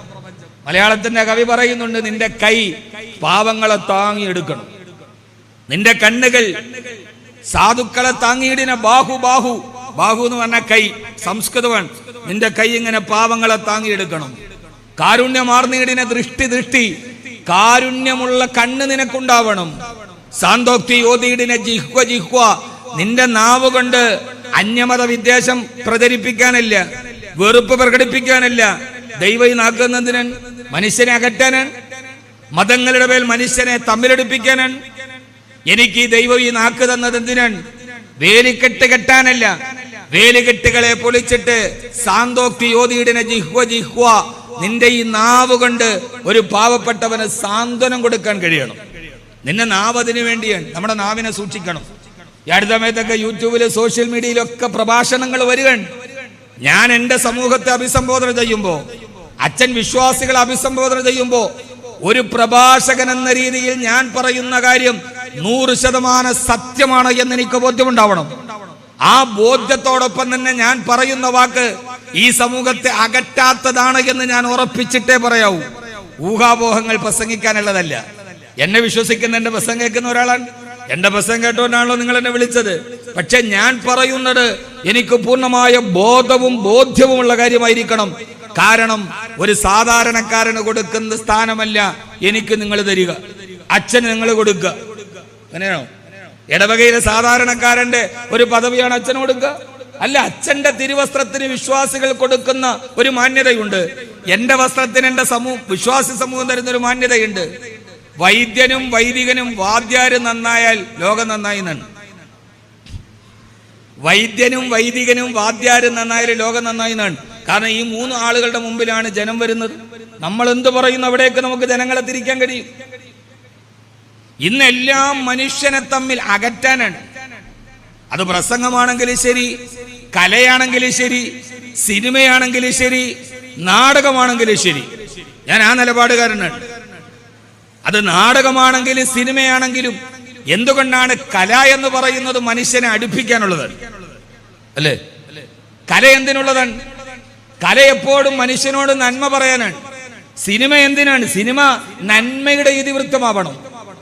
പണ്ടത്തെ സിനിമകൾ അങ്ങനെയാണ്. കാനനച്ചോലയിൽ ആടുമേക്കാൻ ഞാനും വരട്ടെയോ നിന്റെ കൂടെ. കാമുകി കാമുകനോട് ചോദിക്കുമ്പോ കാമുകൻ പറയുന്ന മറുപടി, അച്ഛനും അമ്മയും കിടന്നുറങ്ങുമ്പോ വേലി ചാടിയിട്ട് നീ പോരെ, ഞാൻ കൊണ്ടോക്കോളന്നല്ല. പാടില്ല നമ്മെ നമ്മൾ പാടേ മറന്നൊന്നും ചെയ്തുകൂടാ. അന്നത്തെ മലയാള സിനിമയുടെ ഗാനത്തിന് പോലും അച്ഛനും അമ്മയും അതിനകത്തുള്ളതായിരുന്നു. കവിത എഴുതുന്ന കവിയുടെ ഉള്ളിൽ പ്രണയമെന്ന മനുഷ്യ ഹൃദയത്തെ അന്ധനും ബധിരനുമാക്കി മാറ്റുന്ന ലോകത്തിലെ ഈ ദിവ്യപ്രണയത്തിന്റെ പേരിൽ കാനനച്ചോലയിലേക്ക് പോകാമെന്ന് പറയുന്ന കാമുകയോട് പാടില്ല നമ്മെ നമ്മൾ പാടേ മറന്നൊന്നും ചെയ്തുകൂടാ, നമ്മളത് ചെയ്തുകൂടാ എന്ന് പറഞ്ഞ് ഒരു തെറ്റിനെ തിരുത്തുന്നതായിരുന്നു സിനിമ. ഇന്നിറങ്ങുന്ന സിനിമയോ അസത്യങ്ങളും ഊഹാപോഹങ്ങളും പ്രചരിപ്പിക്കുക, എന്നിട്ട് മനുഷ്യനെ തമ്മിൽ അകറ്റുക. നാടകം എന്തിനാണ്? കർത്താവിന്റെ മണവാട്ടികളായി ജീവിതത്തിന്റെ സന്തോഷം മാറ്റിവെച്ച് പ്രേഷിത പ്രവർത്തനം നടത്തി വിദ്യാഭ്യാസ ആതുര മേഖലകളിൽ നിലനിൽക്കുന്ന കന്യാസ്ത്രീകളെ നാടകത്തിലൂടെ മോശമായി അവതരിപ്പിക്കുക. അത് കക്കക്കളി നാടകമാണെങ്കിലും ശരി, ഏത് സിനിമയാണെങ്കിലും ശരി, മനുഷ്യനെ തമ്മിൽ അകറ്റുന്നത് നിരോധിക്കാൻ ഭരണകൂടത്തിന് കഴിയണം. ഏതെങ്കിലും ഒരു മേഖലയിൽ ചെറിയ സ്ഖലിതങ്ങളുണ്ട് എന്ന് വെച്ച് ആ മേഖലകളെ മുഴുവനും മനുഷ്യരുടെ അഭിമാനത്തെ പിച്ച് ചിന്തുക, സമൂഹത്തെ തമ്മിലകറ്റുക. ഇതിന്റെയൊക്കെ ഏറ്റവും പ്രധാനപ്പെട്ട പ്രശ്നം എല്ലാം മനുഷ്യത്വം നഷ്ടപ്പെടുന്നു എന്നെടുത്താണ്. കക്കുകളി നാടകം വിവാദമുണ്ടായപ്പോൾ ആ സമയത്ത് ഒരു തിരുവസ്ത്രമറിഞ്ഞ ഒരു ആത്മീയതയുടെ രൂപങ്ങളെ അത് പരിഹസിക്കുന്നുവെങ്കിൽ അത് നിർത്തലാക്കാനും അതിൽ നിന്ന് മുന്നോട്ട് പോകാതിരിക്കാൻ നമുക്ക് കഴിയണം. ആവിഷ്കാര സ്വാതന്ത്ര്യം എന്ന് പറയുന്നത് അന്യന്റെ മാനത്തെ പിച്ച് ചിന്താനാണോ? അല്ല, ഇവിടെ മനുഷ്യത്വപരമായി ചിന്തിക്കാൻ കഴിയണം. ജീവിച്ചിരിക്കുന്നിടത്തോളം കാലം, ഞാൻ അധികം നീട്ടിപ്പറത്തി പറയുന്നില്ല, 30 മിനിറ്റാണ് എനിക്ക് അനുവദിക്കപ്പെട്ടിട്ടുള്ളത്. ഞാൻ അല്പം വൈകിപ്പോയി. ഞാൻ കാസർഗോഡ് ഒരു പരിപാടിക്ക് പോയത് കൊണ്ട് വരാനൊരല്പം വൈകി. അതുകൊണ്ടാണ് എല്ലാം വൈകും, വൈകാത്തതൊന്നുമില്ല. ഞാനൊരല്പം വൈകി. അച്ഛൻ എന്നെ ഇങ്ങനെ നിരന്തരമായിട്ട് വിളിക്കുന്നുണ്ട്, വൈകും. കേരള എക്സ്പ്രസ്സിൽ ഞാൻ കാസർഗോഡ് നിന്ന് 12:30 എടുക്കേണ്ട കേരള എക്സ്പ്രസ് വന്നത് 2:30 മണിക്കാണ്. 10 മണിക്ക് എത്തേണ്ട ഞാൻ എത്തിയത് 12 മണിക്കാണ്. കേരള എക്സ്പ്രസ് അങ്ങനെയാണ്. വെള്ളിയാഴ്ച 12:30 മണിക്ക് തിരുവനന്തപുരത്ത് എത്തേണ്ടതാണ്. ഇന്നേ വരെ ആ സാധനം കറക്റ്റ് ഓടിയിട്ടില്ല. എന്നും അത് 2 മണിക്കൂറോ 3 മണിക്കൂറോ ലേറ്റാണ്. എന്നാൽ ട്രെയിൻ ഉപയോഗിച്ചിട്ട് ഫ്ലൈറ്റിന് പോകാമെന്ന് പറഞ്ഞാൽ അവിടെ പറയും ഇതേവരെ പറഞ്ഞ സമയത്ത് പൊന്താത്ത എയർ ഇന്ത്യ ഇന്ന് ക്യാൻസലാക്കി എന്ന് പറയും. എന്നാൽ KSRTC പോയാലോ അപ്പോൾ പറയും കട്ടപ്പുറത്താണ് ബസ്, അതുകൊണ്ട് തന്നെ ബസ് ക്യാൻസലാക്കി. റെയിൽവേ സ്റ്റേഷനിൽ പോയാൽ കേരള എക്സ്പ്രസ് വൈകിയാണ് വരിക. ജീവിതത്തിൽ ഒരിക്കൽ ആദ്യമായിട്ട് വെള്ളിയാഴ്ച 12 മണിക്ക് കേരള എക്സ്പ്രസ് തിരുവനന്തപുരം തമ്പാനൂർ റെയിൽവേ സ്റ്റേഷനിൽ എത്തി. അപ്പൊ അതിലെ യാത്രക്കാർ മുഴുവൻ ആ എഞ്ചിൻ ഡ്രൈവറിന് കൃത്യസമയത്ത് എത്തിച്ചത് കൊണ്ട് അദ്ദേഹത്തിന് ഒരു സ്വീകരണം കൊടുക്കാൻ തീരുമാനിച്ചു. അടുത്ത പൂക്കടയിൽ നിന്നൊരു മുല്ലപ്പൂ മാലയൊക്കെ വാങ്ങിച്ച് എഞ്ചിൻ ഡ്രൈവറിനും പൈലറ്റിനും ഇട്ട് കൊടുത്തു. അപ്പൊ അദ്ദേഹം ചിരിച്ചുകൊണ്ട് ചോദിച്ചു, എന്താ പതിവില്ലാതെ ആകെ എത്ര വർഷമായിട്ട് ഓടിക്കുന്നു, ഈ സ്വീകരണം എന്തിനാണ്? അപ്പോ യാത്രക്കാർ പറഞ്ഞു, ആദ്യമായിട്ട് ഇത് കൃത്യമായിട്ട് ഇവിടെ എത്തിയത് കൊണ്ടാണ് നിങ്ങൾക്ക് സ്വീകരണം തന്നത്. അപ്പൊ അയാൾ പറഞ്ഞു, തെറ്റിപ്പോയി, ഏറ്റവും വൈകി ഓടിയിരുന്നാണ്, ഇത് കഴിഞ്ഞ വെള്ളിയാഴ്ച വരേണ്ടതാണ്. ഈ വെള്ളിയാഴ്ച ഇപ്പൊ ഒരാഴ്ച വൈകിട്ടാണ്, ഈ വെള്ളിയാഴ്ചയാണ് വന്നതെന്ന് ഡ്രൈവർ മറുപടി പറഞ്ഞു. അത്രേ. എന്റെ പ്രിയപ്പെട്ട സഹോദരങ്ങളെ, എനിക്ക് അങ്ങനെ വിളിക്കാനാണ് ഇഷ്ടം. പ്രിയപ്പെട്ട സഹോദരങ്ങളെ, ജീവിതത്തിൽ എല്ലാം വൈകിയേ വരൂ. വൈകാതെ ജീവിതത്തിൽ വരുന്ന ഒന്നു മാത്രമേ ഉള്ളൂ, സമയക്ലിപ്തതയോടെ, കടികാര നിർബന്ധ ബുദ്ധിയോടെ നമ്മുടെ ജീവിതത്തിൽ വൈകാതെ വരുന്ന, ഞാനും വൈകിയാ വന്നത്, ഒന്നേ ഉള്ളൂ, അത് മരണദൂതനാണ്. അതേത് സമയത്തും വരും. കടികാര നിർബന്ധതയോടെ തീരുമാനിച്ച സമയം എവിടെയാണോ, ആ 7-ാം കടലിന്റെ ഉള്ളിൽ അഗാധതയിൽ കിടക്കുന്ന തിമിംഗലത്തിന്റെ വയറ്റിന്റെ ഉള്ളിൽ തിമിംഗലം വെടികെ ചിപ്പിക്കുള്ളിൽ പോയി ഒളിച്ചാലും ആ മരണദൂതൻ നിന്നെ തേടി കൃത്യമായി വരും. അതൊരിക്കലും വൈകില്ല. മരണദൂതനോട് ഒരു മിനിറ്റ് ഞാനൊന്ന് കുളിച്ച് ഫ്രഷായിട്ട് വരാൻ, സ്വർഗത്തിലേക്ക് പോകാനല്ലേ എന്ന് പറഞ്ഞാൽ വരില്ല, താമസമില്ല. അതുകൊണ്ട് ഏത് സമയത്തും പെടഞ്ഞു വീണ് മരിക്കുന്ന ഒരു അല്പായുസാണ് ദൈവം തന്നതെന്നിരിക്കെ ഈ കിട്ടുന്ന ചെറിയ ഒരു ആയുസിന്റെ ഉള്ളിൽ ഇത്രമേൽ വിദ്വേഷം പടർത്തി ജീവിച്ചിട്ട് നമുക്ക് എന്ത് ലാഭമാണുള്ളത്? കൂടെയില്ല ജനിക്കുന്ന നേരത്തും കൂടെയില്ല മരിക്കുന്ന നേരത്തും മധ്യ ഇങ്ങനെ കാണുന്ന നേരത്തും മത്സരിക്കുന്നത് എന്തിന് നാം വൃഥ? നമ്മൾ ആരും ജനിച്ചപ്പോ കൂടെയില്ല, മരിക്കുമ്പോ ഒന്നിച്ചു പോവില്ല. ജനനമൃതികളുടെ ഇടയിലുള്ള ജീവിതത്തിന്റെ ഏതോ നാൽക്കവലയിൽ വെച്ച് ഇങ്ങനെ കണ്ടുമുട്ടി പിരിഞ്ഞുപോയി മനസ്സിന്റെ ഉള്ളിൽ മുഴുവനും ഈ കാലുഷ്യവും ദേഷ്യവുമായിട്ട് ജീവിച്ചിട്ട് മനുഷ്യ നിനക്കെന്ത് നേടാൻ? അതുകൊണ്ട് എന്റെ പ്രിയപ്പെട്ട സഹോദരങ്ങളെ, ഞാൻ അങ്ങനെയാണ് അഭിസംബോധന ചെയ്യുക. ചിക്കാഗോ സമ്മേളനത്തിൽ പോയ കാഷായ വസ്ത്രധാരിയായ സ്വാമിജി വിവേകാനന്ദൻ ലോക മത നേതാക്കളെ അഭിസംബോധന ചെയ്യുമ്പോ കാഷായ വേഷം കണ്ട് മുഷിപ്പ് കണ്ട് കണ്ണു മഞ്ഞളിച്ച യൂറോപ്പിന് മുമ്പിൽ ആർഷഭാരതത്തിന് അടയാളമായി സ്വാമി വിളിച്ചത് my dear sisters and brothers, my dear sisters and brothers. കാഷായ വസ്ത്രക്കാരന്റെ പ്രസംഗം കേട്ടെന്ന് പറഞ്ഞ ആഢ്യത്വത്തോടെ തിരിഞ്ഞുപോയ പടിഞ്ഞാറുകാരനെ തിരിച്ചു വിളിപ്പിച്ച ഒരു സന്ദേശമുണ്ട്. അത് my dear sisters and brothers എന്ന കാഷായ വസ്ത്രത്തിന്റെ നാദധാരയാണ്. നമ്മൾ my dear sisters and brothers, എന്റെ സഹോദരി സഹോദരന്മാരെ, അങ്ങനെ വിളിക്കാൻ നമുക്ക് കഴിയുന്നു, അങ്ങനെ പറയാൻ നമുക്ക് കഴിയുന്നു. ആ ഒരൊറ്റ പറച്ചിലിന് വിപ്ലവം സൃഷ്ടിക്കാൻ കഴിയും. ന്യൂയോർക്ക് നഗരത്തിന്റെ തെരുവിൽ ഒരു പാവപ്പെട്ട ഭിക്ഷകൻ ഇരിക്കുകയാണ്. ലോകപ്രശസ്തനായ മനുഷ്യൻ അദ്ദേഹത്തിന് മുമ്പിലൂടെ കടന്നു വന്നു. അദ്ദേഹം പാത്രം നീട്ടി. അയാൾ പോക്കറ്റിൽ കൈയിട്ടപ്പോ ഒന്നുമില്ല കൊടുക്കാൻ. അയാൾ അതിപ്രശസ്തനാണെന്ന്. അയാൾ പറഞ്ഞു, സഹോദര, എന്റെ കയ്യിൽ ഇപ്പോൾ നിനക്ക് തരാൻ ഒന്നുമില്ല, എന്റെ പോക്കറ്റ് കാലിയാണ്. ഇയാള് ഭിക്ഷാപാത്രം താഴെയിട്ട് ആ മനുഷ്യനെ കെട്ടിപ്പിടിച്ച് മുത്തം കൊടുത്തിട്ട് പറഞ്ഞു, ഞാൻ എത്രയോ നാളുകളായിട്ട് ഈ പാതവക്കിൽ ഇരിക്കുന്നു, എനിക്ക് ഇത്രയും വിലപിടിപ്പുള്ള ഒരു സമ്മാനം ഇന്നേ വരെ ഒരാൾ തന്നിട്ടില്ല. ഇയാൾ ചോദിച്ചു, തരാത്തത് കൊണ്ട് പരിഹസിക്കുകയാണോ? ഓപ്പോസിറ്റ് ട്രോൾ ഉണ്ടല്ലോ, തരാത്തത് കൊണ്ട് പരിഹസിക്കുകയാണോ? ആ ഭിക്ഷകൻ ആരാരുമില്ലാതെ ലോകത്ത് ജീവിച്ച ആ ഭിക്ഷകനായ മനുഷ്യൻ നഗരപ്രാന്തത്തിലൂടെ നടന്നു പോകുന്നവന്റെ ഭിക്ഷയിൽ ഭക്ഷണം കഴിച്ച, സ്വന്തക്കാരില്ലാത്ത, ബന്ധക്കാരില്ലാത്ത, മക്കളില്ല, പുത്രകളത്രാദികളില്ല, ബന്ധുമിത്രാദികളില്ല, ആ മനുഷ്യൻ അയാളോട് പറഞ്ഞു, ലോകത്തിലെ ഏറ്റവും വലിയ സമ്മാനമാണ് നിങ്ങൾ എന്നെ തന്നത്. ധാരാളം ആളുകൾ എനിക്ക് ചില്ലറ തുട്ടുകൾ തന്നിട്ടുണ്ട്. പക്ഷെ ജീവിതത്തിൽ ആദ്യമായിട്ടാണ് എന്നെ ഒരാൾ സഹോദര എന്ന് വിളിക്കുന്നത്. എന്നെ ആരും ഇന്നേ വരെ സഹോദര എന്ന് വിളിച്ചിട്ടില്ല. നിങ്ങൾ എന്നെ സഹോദര എന്ന് വിളിക്കുമ്പോൾ ഞാൻ തളർന്നു വീണാൽ എന്നെ താങ്ങിപ്പിടിക്കാൻ എനിക്ക് ആരോ ഒരാളുണ്ട്. ഞാൻ കരഞ്ഞാൽ എന്റെ കണ്ണീര് ഒപ്പിത്തരാൻ ഏതോ ഒരാളുണ്ട് എന്ന ഒരു ആശ്വാസം എന്റെ ഹൃദയത്തിലുണ്ട്. ഒന്നുമില്ലാത്ത പാതവക്കിലിരിക്കുന്ന പാവപ്പെട്ടവനെ സഹോദര എന്ന് വിളിച്ച നിങ്ങളെക്കാൾ വലിയൊരു സമ്മാനം ലോകത്തിലേക്ക് ആര് തരും? യേശു നടന്നു പോയത് കുഷ്ഠരോഗികളുടെയും പാണ്ട് പിടിച്ചവന്റെയും ഇടയിലൂടെയാണ്. സാമൂതിരിമാരുടെയും തമ്പുരാക്കന്മാരുടെയും മുമ്പിലല്ല, അന്യവൽക്കരിക്കപ്പെട്ടവരുടെ മുമ്പിൽ. സഹോദര എന്ന് നിങ്ങൾ എന്നെ വിളിക്കുകയല്ലേ? ഇനി എനിക്ക് എന്തൊക്കെയോ ആരൊക്കെയോ എനിക്കുണ്ട്. ഏതൻ ചാരിറ്റബിൾ ട്രസ്റ്റിനോട് എനിക്ക് പറയാനുള്ളത്, നിങ്ങൾ അവരൊരു പാവപ്പെട്ടവന്റെ വീട്ടിൽ ഒരു നേരത്തെ ഭക്ഷണം എത്തിച്ചു കൊടുക്കുമ്പോ അവരുടെ ഉള്ളിലുണ്ടാകുന്ന ഒരു 10 കിലോ അരിയില്ല. നാളെ പട്ടിണി കിടന്ന് ഞാൻ മരിക്കില്ല, വിശക്കുന്ന നേരത്തെ എനിക്ക് ഭക്ഷണം എത്തിക്കാൻ വരുന്ന ഏതോ ഒരു കൂടപ്പുറപ്പ് എനിക്കുണ്ട് എന്നവരുടെ മനസ്സിൽ തോന്നിക്കാൻ കഴിയുന്നു എന്നതാണ് ഈ ചാരിറ്റിയുടെ പ്രത്യേകത. ഞാൻ പട്ടിണി കിടന്ന് മരിക്കില്ല ഏതനുള്ളിടത്തോളം കാലം. ആരും നോക്കാനില്ലാതെ ഞാൻ ഇവിടെ കിടന്ന് പുഴുവരിച്ചു പോവില്ല ഈ പാവപ്പെട്ടവരെ ചേർത്ത് പിടിക്കുന്ന മാലാകമാരുള്ളിടത്തോളം കാലം. അതിന് 1 കോടി കൊടുക്കണമെന്നൊന്നുമില്ല, 1 ലക്ഷം കൊടുക്കണമെന്നുമില്ല, ഒന്നുമില്ല. അവരെ നമ്മൾ ചേർത്ത് പിടിക്കണം. അവരാണ് നമ്മുടെ ഏറ്റവും പ്രധാനപ്പെട്ട അസറ്റ് എന്ന് പറയുന്ന അവരാണ്. ബ്രിട്ടീഷുകാർക്കെതിരെ പോരാട്ടം നടത്താൻ വേണ്ടി ഉപ്പ് സത്യാഗ്രഹം തീരുമാനിച്ചു. അന്ന് AICC കൂടിയപ്പോ ഗാന്ധിജി നടത്താൻ പോകുന്ന സമരത്തിന് എന്ത് പേരിടണം? അപ്പൊ ഗാന്ധിജിയാണ് പറഞ്ഞത് ഉപ്പ് സത്യാഗ്രഹം. അന്ന് AICCയിലെ മെമ്പർമാര് പറഞ്ഞു, ഒരു വലിയ സമരം നടത്തുമ്പോ ഏറ്റവും ചെറിയ ഉപ്പിന്റെ പേരോ, ഇതിനൊരു പേരിനൊരു ഗരിമയില്ല.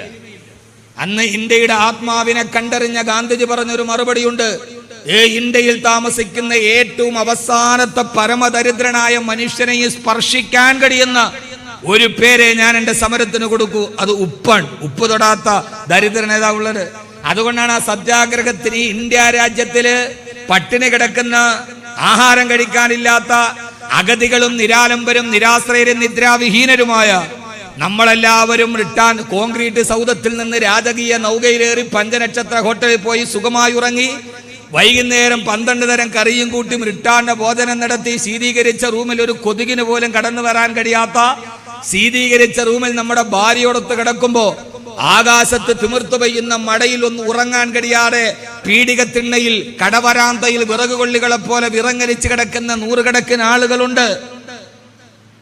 നമ്മുടെ മക്കളെ കൈ നിറയെ സ്വർണവും കൊടുത്ത് അവരെ വലിയ വെള്ള തിരുവസ്ത്രവും ധരുത്തി അച്ഛന്റെ അടുക്കൽ കൊണ്ടുപോയി മനസ്സമ്മതവും നടത്തി ബെൻസ് കാറയിൽ നമ്മുടെ കുഞ്ഞിങ്ങനെ കയറിപ്പോകുമ്പോ ആ നമ്മുടെ മകളുടെ കൂടെ സ്കൂളിൽ പഠിച്ചിട്ട് 30 വയസ്സായിട്ട് പോലും സ്ത്രീധനം എന്ന് പറയുന്ന ദുരാചാരത്തിന്റെ പേരിൽ വിവാഹത്തിന്റെ സൗഭാഗ്യം നഷ്ടപ്പെട്ടു പോയി. അപ്പുറത്തിരിക്കുന്ന ഒരു ചെറ്റക്കുടിലിരുന്ന് അതിന്റെ ഓലക്കാതുകൾക്കിടയിലൂടെ തന്റെ കൂടെ പഠിച്ച കുബേരന്റെ മക്കൾ കൈനിറയെ സ്വർണ്ണമിട്ടിട്ടുകൊണ്ട് മംഗല്യത്തിലോട്ട് കടന്നു പോകുമ്പോ നെടുവീർപ്പിട്ടിട്ട് കരയുന്ന 100 കണക്കിന് പാവപ്പെട്ട പെൺകുട്ടികളുണ്ട് നമ്മുടെ ഇടയിൽ.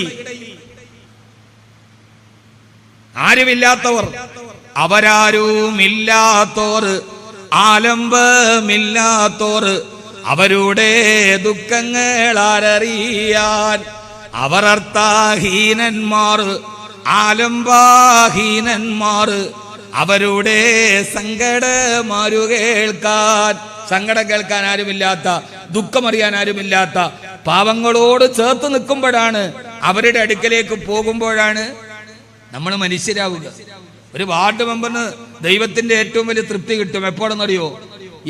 ഞാൻ ജയിച്ചു വന്ന വാർഡിന്റെ ഉള്ളിൽ ഉച്ചക്കഞ്ഞി കുടിക്കാത്തൊരു വീടുണ്ടെങ്കിൽ ആ വീടിനെ തെരഞ്ഞു പിടിച്ചു പഞ്ചായത്തിന് അറിയിച്ചിട്ട് ആ വീട്ടിൽ ഒരു നേരത്തെ ഭക്ഷണം കൊടുക്കുമ്പോഴാണ് ആ വാർഡ് മെമ്പർ മാലാകയാകുക. അല്ലേ? ഒരു വാർഡ് മെമ്പറിന് ചെയ്യാൻ പറ്റുന്ന ഏറ്റവും വലിയ സുഹൃതങ്ങൾ എത്രയുണ്ട്. ഇതൊരു അധികാര രാഷ്ട്രീയത്തിന്റെ ഇടവഴികളിലേക്കുള്ള ത്രിതല പഞ്ചായത്തിന്റെ വിഭജനത്തിൽ കിട്ടിയൊരു സമ്മാനമല്ല. ഇത് പാവപ്പെട്ടവനെ സേവിക്കാനുള്ള ഒരു അവസരമാണ്. പാവപ്പെട്ടവന്റെ വീട്ടിലോട്ട് കയറിപ്പോകാനുള്ള ഒരു അവസരം. ആസ്റ്റർ മെഡിസിറ്റി കേട്ടിട്ടില്ല എറണാകുളത്ത്? ആസ്റ്ററിന്റെ MD ഉണ്ട് ആസാദ് മൂപ്പൻ. അദ്ദേഹത്തിന്റെ ലേഖനം ഞാൻ വായിച്ചു. അദ്ദേഹത്തിനോട് ഈ അഭിമുഖം നടത്തിയ ആൾ ചോദിച്ചു, മക്കളോട് കൊടുക്കുന്ന ഏറ്റവും വലിയ ഉപദേശം എന്താന്ന്? അപ്പൊ ആസാദ് മൂപ്പൻ തന്നെ മക്കളെല്ലാം ഡോക്ടറാണ്, അവരോട് ഞാൻ പറയും രാവിലെ ജിമ്മിനൊന്നും പോകണ്ട. നമ്മുടെ ഈ ചെറുപ്പക്കാരൊക്കെ രാവിലെ ഒരു 80 കിലോ 90 കിലോ 6 പാക്ക് ഒക്കെ ഉണ്ടാക്കാൻ വേണ്ടി ജിമ്മിങ്ങനെ പൊക്കും, 80 കിലോ 100 കിലോ. എൻ്റെ മക്കളോട് ഞാൻ പറയും, നിങ്ങൾ 80 കിലോ ജിമ്മിൽ പൊക്കണ്ട, രാവിലെ ഇറങ്ങി നടക്കൂ. കിടന്നുപോയ രോഗിയെ കാണാൻ, എഴുന്നേക്കാൻ പറ്റാതെ കിടന്നുപോയ രോഗി, പാരലൈസ് വന്ന രോഗി, ആ രോഗിയെ പോയി 2 കൈകൾ കൊണ്ട് താങ്ങിയെടുത്തങ്ങ് ഇരുത്തൂ.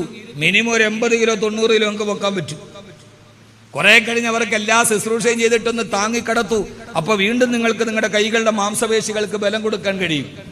ജിമ്മിൽ പോയി ഭാരമുയർത്തുന്നതിലല്ല, തളർന്നു കിടക്കുന്നവനെ ചാരിയിരുത്തി വാത്സല്യത്തോടെ കൊടുക്കാൻ കഴിയുന്ന സേവനത്തിനാണ് ഞാൻ മക്കളോട് പറയുന്നത്. ആസാദ് മൂപ്പൻ പറയാറുണ്ട്. നമ്മൾ പറയാം മക്കളോട്, മക്കൾ രാവിലെ ജിമ്മിൽ പോവുകയാണ്. അതുകൊണ്ട് ഞാൻ ഏറെ പറയുന്നില്ല. അറബിയിൽ ഒരു ആപ്തവാക്യമുണ്ട്, ഖൈറുൽ കലാമി മാ കല്ലാവതല്ല. അരോചകമാകും വിധം സുദീർഘമാവാത്ത അർത്ഥദ്യോതകവും ആശയസമ്പുഷ്ടവും അർത്ഥവൈപുല്യവുമുള്ള പ്രഭാഷണമാണ് അത്യുത്തമം എന്നാണ് ആപ്തവാക്യം. അതുകൊണ്ട് കൂടുതലൊന്നും പറയാതെ ഈ നന്മകളെ മരണം വരെ കാത്തു സൂക്ഷിക്കണം. അതിനൊത്തിരി വേണ്ട. 2012 എനിക്ക് തോന്നുന്നു, കാരണം വല്ലാത്ത ചൂടുമാണ്, അധിക നേരം ഇരിക്കുന്നത് അത്രമേൽ സുഖകരമാവില്ല. പിന്നെ നിങ്ങളൊരു വലിയ പ്രാർത്ഥന ഇവിടെ നടത്തി, ഇയാൾ എങ്ങനെയും ഒന്ന് നിർത്തിയാൽ മതിയല്ലേ. ദൈവമേ, ഇയാളൊന്ന് നിർത്തിയിരുന്നെങ്കിൽ എന്ത് ചെയ്തതെന്ന് വിചാരിച്ച് ചിലപ്പോൾ നിങ്ങൾ പ്രാർത്ഥന നടത്തേണ്ടി വരും. അതുകൊണ്ട് മനുഷ്യനായി ജീവിക്കുക, നല്ലവനായി ജീവിക്കുക. ഹരിത 2012 എനിക്ക് തോന്നുന്നു SSLCക്ക് മലയാളത്തിന്റെ സെക്കൻഡ് പേപ്പർ എഴുതാൻ വന്ന മലയാളി കുട്ടികൾക്കൊരു ചോദ്യം ഉണ്ടായിരുന്നു. കാസർഗോഡ് ജില്ലയിലെ ചെർക്കള പഞ്ചായത്തിലെ 10ാം വാർഡിൽ താമസിക്കുന്ന ഹരിത എസ്പനോവ എന്ന 10 വയസ്സുകാരിക്ക് അവൾ ചെയ്ത സൽക്കർമ്മത്തെ അഭിനന്ദിച്ചുകൊണ്ട് എല്ലാ കുട്ടികളും കത്തെഴുതുക. മലയാള സെക്കൻഡ് പേപ്പർ 2012 എനിക്ക് തോന്നുന്നത്. ഞാൻ ഈ യാത്രയുടെ തിരക്കൊണ്ട് റെഫർ ചെയ്യാനൊന്ന സമയം കിട്ടിയില്ല. ഓർമ്മകളിൽ നിന്ന് ചകഞ്ഞെടുത്ത് പറയാൻ. ഇതൊക്കെ ലൈവ് ഉള്ളതുകൊണ്ട് ചിലപ്പോൾ നാളെ ഇതിൻ്റെ പേരിലായിരിക്കും അടുത്ത പൊല്ലാപ്പ്. ലോകത്തൊരു മനുഷ്യനെയും ജീവിക്കാൻ കഴിയാത്ത ഒരു സാഹചര്യമാണ് നിലവിലുള്ളത്. അപ്പം അതുകൊണ്ട് തന്നെ മന്ത്രി പറയുന്ന വാക്കിൻ്റെ പുറകെ, പിന്നെ മൃതദേഹത്തിൻ്റെ പുറകല്ല, പിന്നെ മന്ത്രിയുടെ നാവിൻ്റെ പുറകെയാണ് ആളുകൾ. മൃതദേഹം പോയി, വിലാപയാത്രയും പോയി, പിന്നെ ആ സാഹചര്യം എന്ത് എന്ന് പുറകും നോക്കാൻ പിന്നെ മന്ത്രി പറഞ്ഞ വാക്കിൻ്റെ പുറകെയാണ്. അതാണ് മലയാളിയുടെ ഗുണം. ഒന്നിൽ സംതൃപ്തി ഇല്ലാത്ത ഒരാൾ. വെറുതെ ഞാൻ എൻ്റെ നാടിനെ കുറ്റം പറയല്ല. നാളികേരത്തിൻ്റെ നാട്ടിൽ എനിക്കൊരു നാടിയിടങ്ങണി മണ്ണുണ്ടെന്ന് പറഞ്ഞാൽ എനിക്ക് നാട് പ്രിയങ്കരം. പക്ഷെ നമ്മുടെ സ്വഭാവം വളരെ മോശമാണ്. നിങ്ങളൊരു അറബിയുടെ കണ്ടാലേ, അറബിയോട് ചോദിച്ചു നോക്ക്, കൈഫൽ ഹാൽ എന്ന് പറഞ്ഞാൽ ഹൗ ആർ യു, അറബിയിൽ അങ്ങനെയൊക്കെ എന്താ വിഷയം. അപ്പം അയാൾ പറയും ഖൈർ, പൂർണ്ണ സന്തോഷം. അല്ലാഹ് പടച്ചോനെല്ലാം നന്നിട്ട് പൂർണ്ണ സന്തോഷമാണ്. നിങ്ങൾ ഹിന്ദിക്കാരനോട് ചോദിക്കുക, ഭായ് കൈസാഹെ, ഖൈരിയത്തെ ഭയ്യ. നിങ്ങൾ ബംഗാളികൾ കൈസാഹെ, ഖൈരിയത്തെ ഭയ്യ. തമിഴനോട് പോയിച്ച്, ഭായ് അണ്ണ എപ്പടി ഇருக்கு, നല്ല ഇറുക്കപ്പാ, സന്തോഷം, നിമ്മതിയാ ഇருக்கு. ഒരു പാപ്പട്ട്. നിങ്ങൾ ഒരു മലയാളിയോട് ചോദിക്കുക എങ്ങനെയുണ്ട്, ആ തട്ടിമുട്ടി ഇങ്ങനെ പോകുന്നു.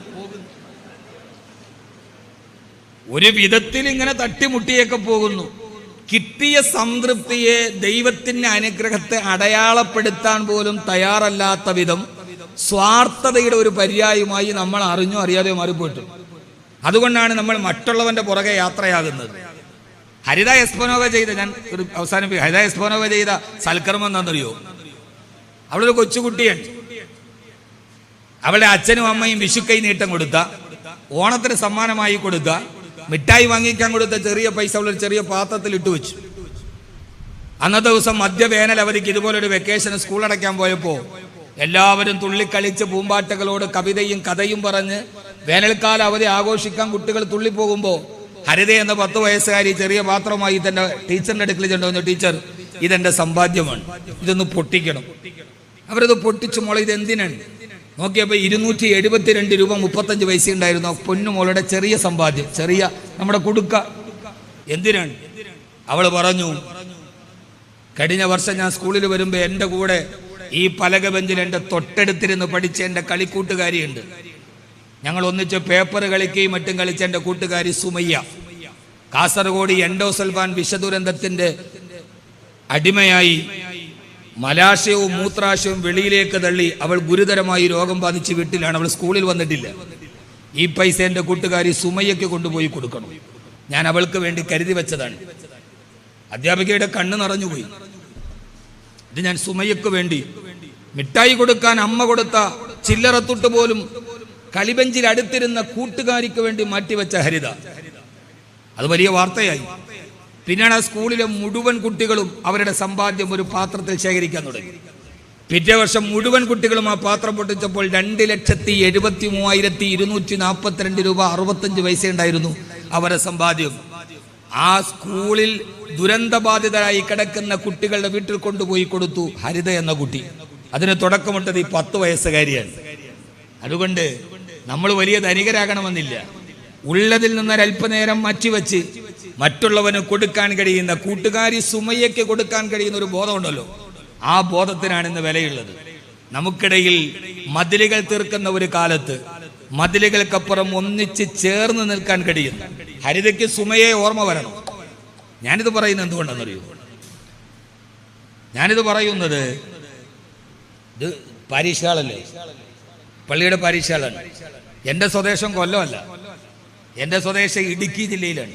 ഇടുക്കി ജില്ലയിലെ കാഞ്ഞാർ എന്ന് പറയുന്ന പെരിയാറിൻ്റെ ഓളങ്ങൾ തടം തല്ലിയാതൊടുക്കുന്ന സുന്ദരി പെണ്ണിൻ്റെ കാലിൽ കിടക്കുന്ന വെള്ളിക്കൊലുസ് പോലെ ഈ കരിങ്കല്ലിൽ, വെള്ളാരക്കല്ലിൽ ജലമിങ്ങനെ തട്ടിത്തളർന്നു പോകുന്ന ഒരു പെരിയാറിൻ്റെ ഓരത്താണ് എൻ്റെ വീട്. എൻ്റെ വീട്ടിൽ നിന്ന് വാതിൽ വന്നാൽ പിന്നെ താഴെ പുഴയാണ്.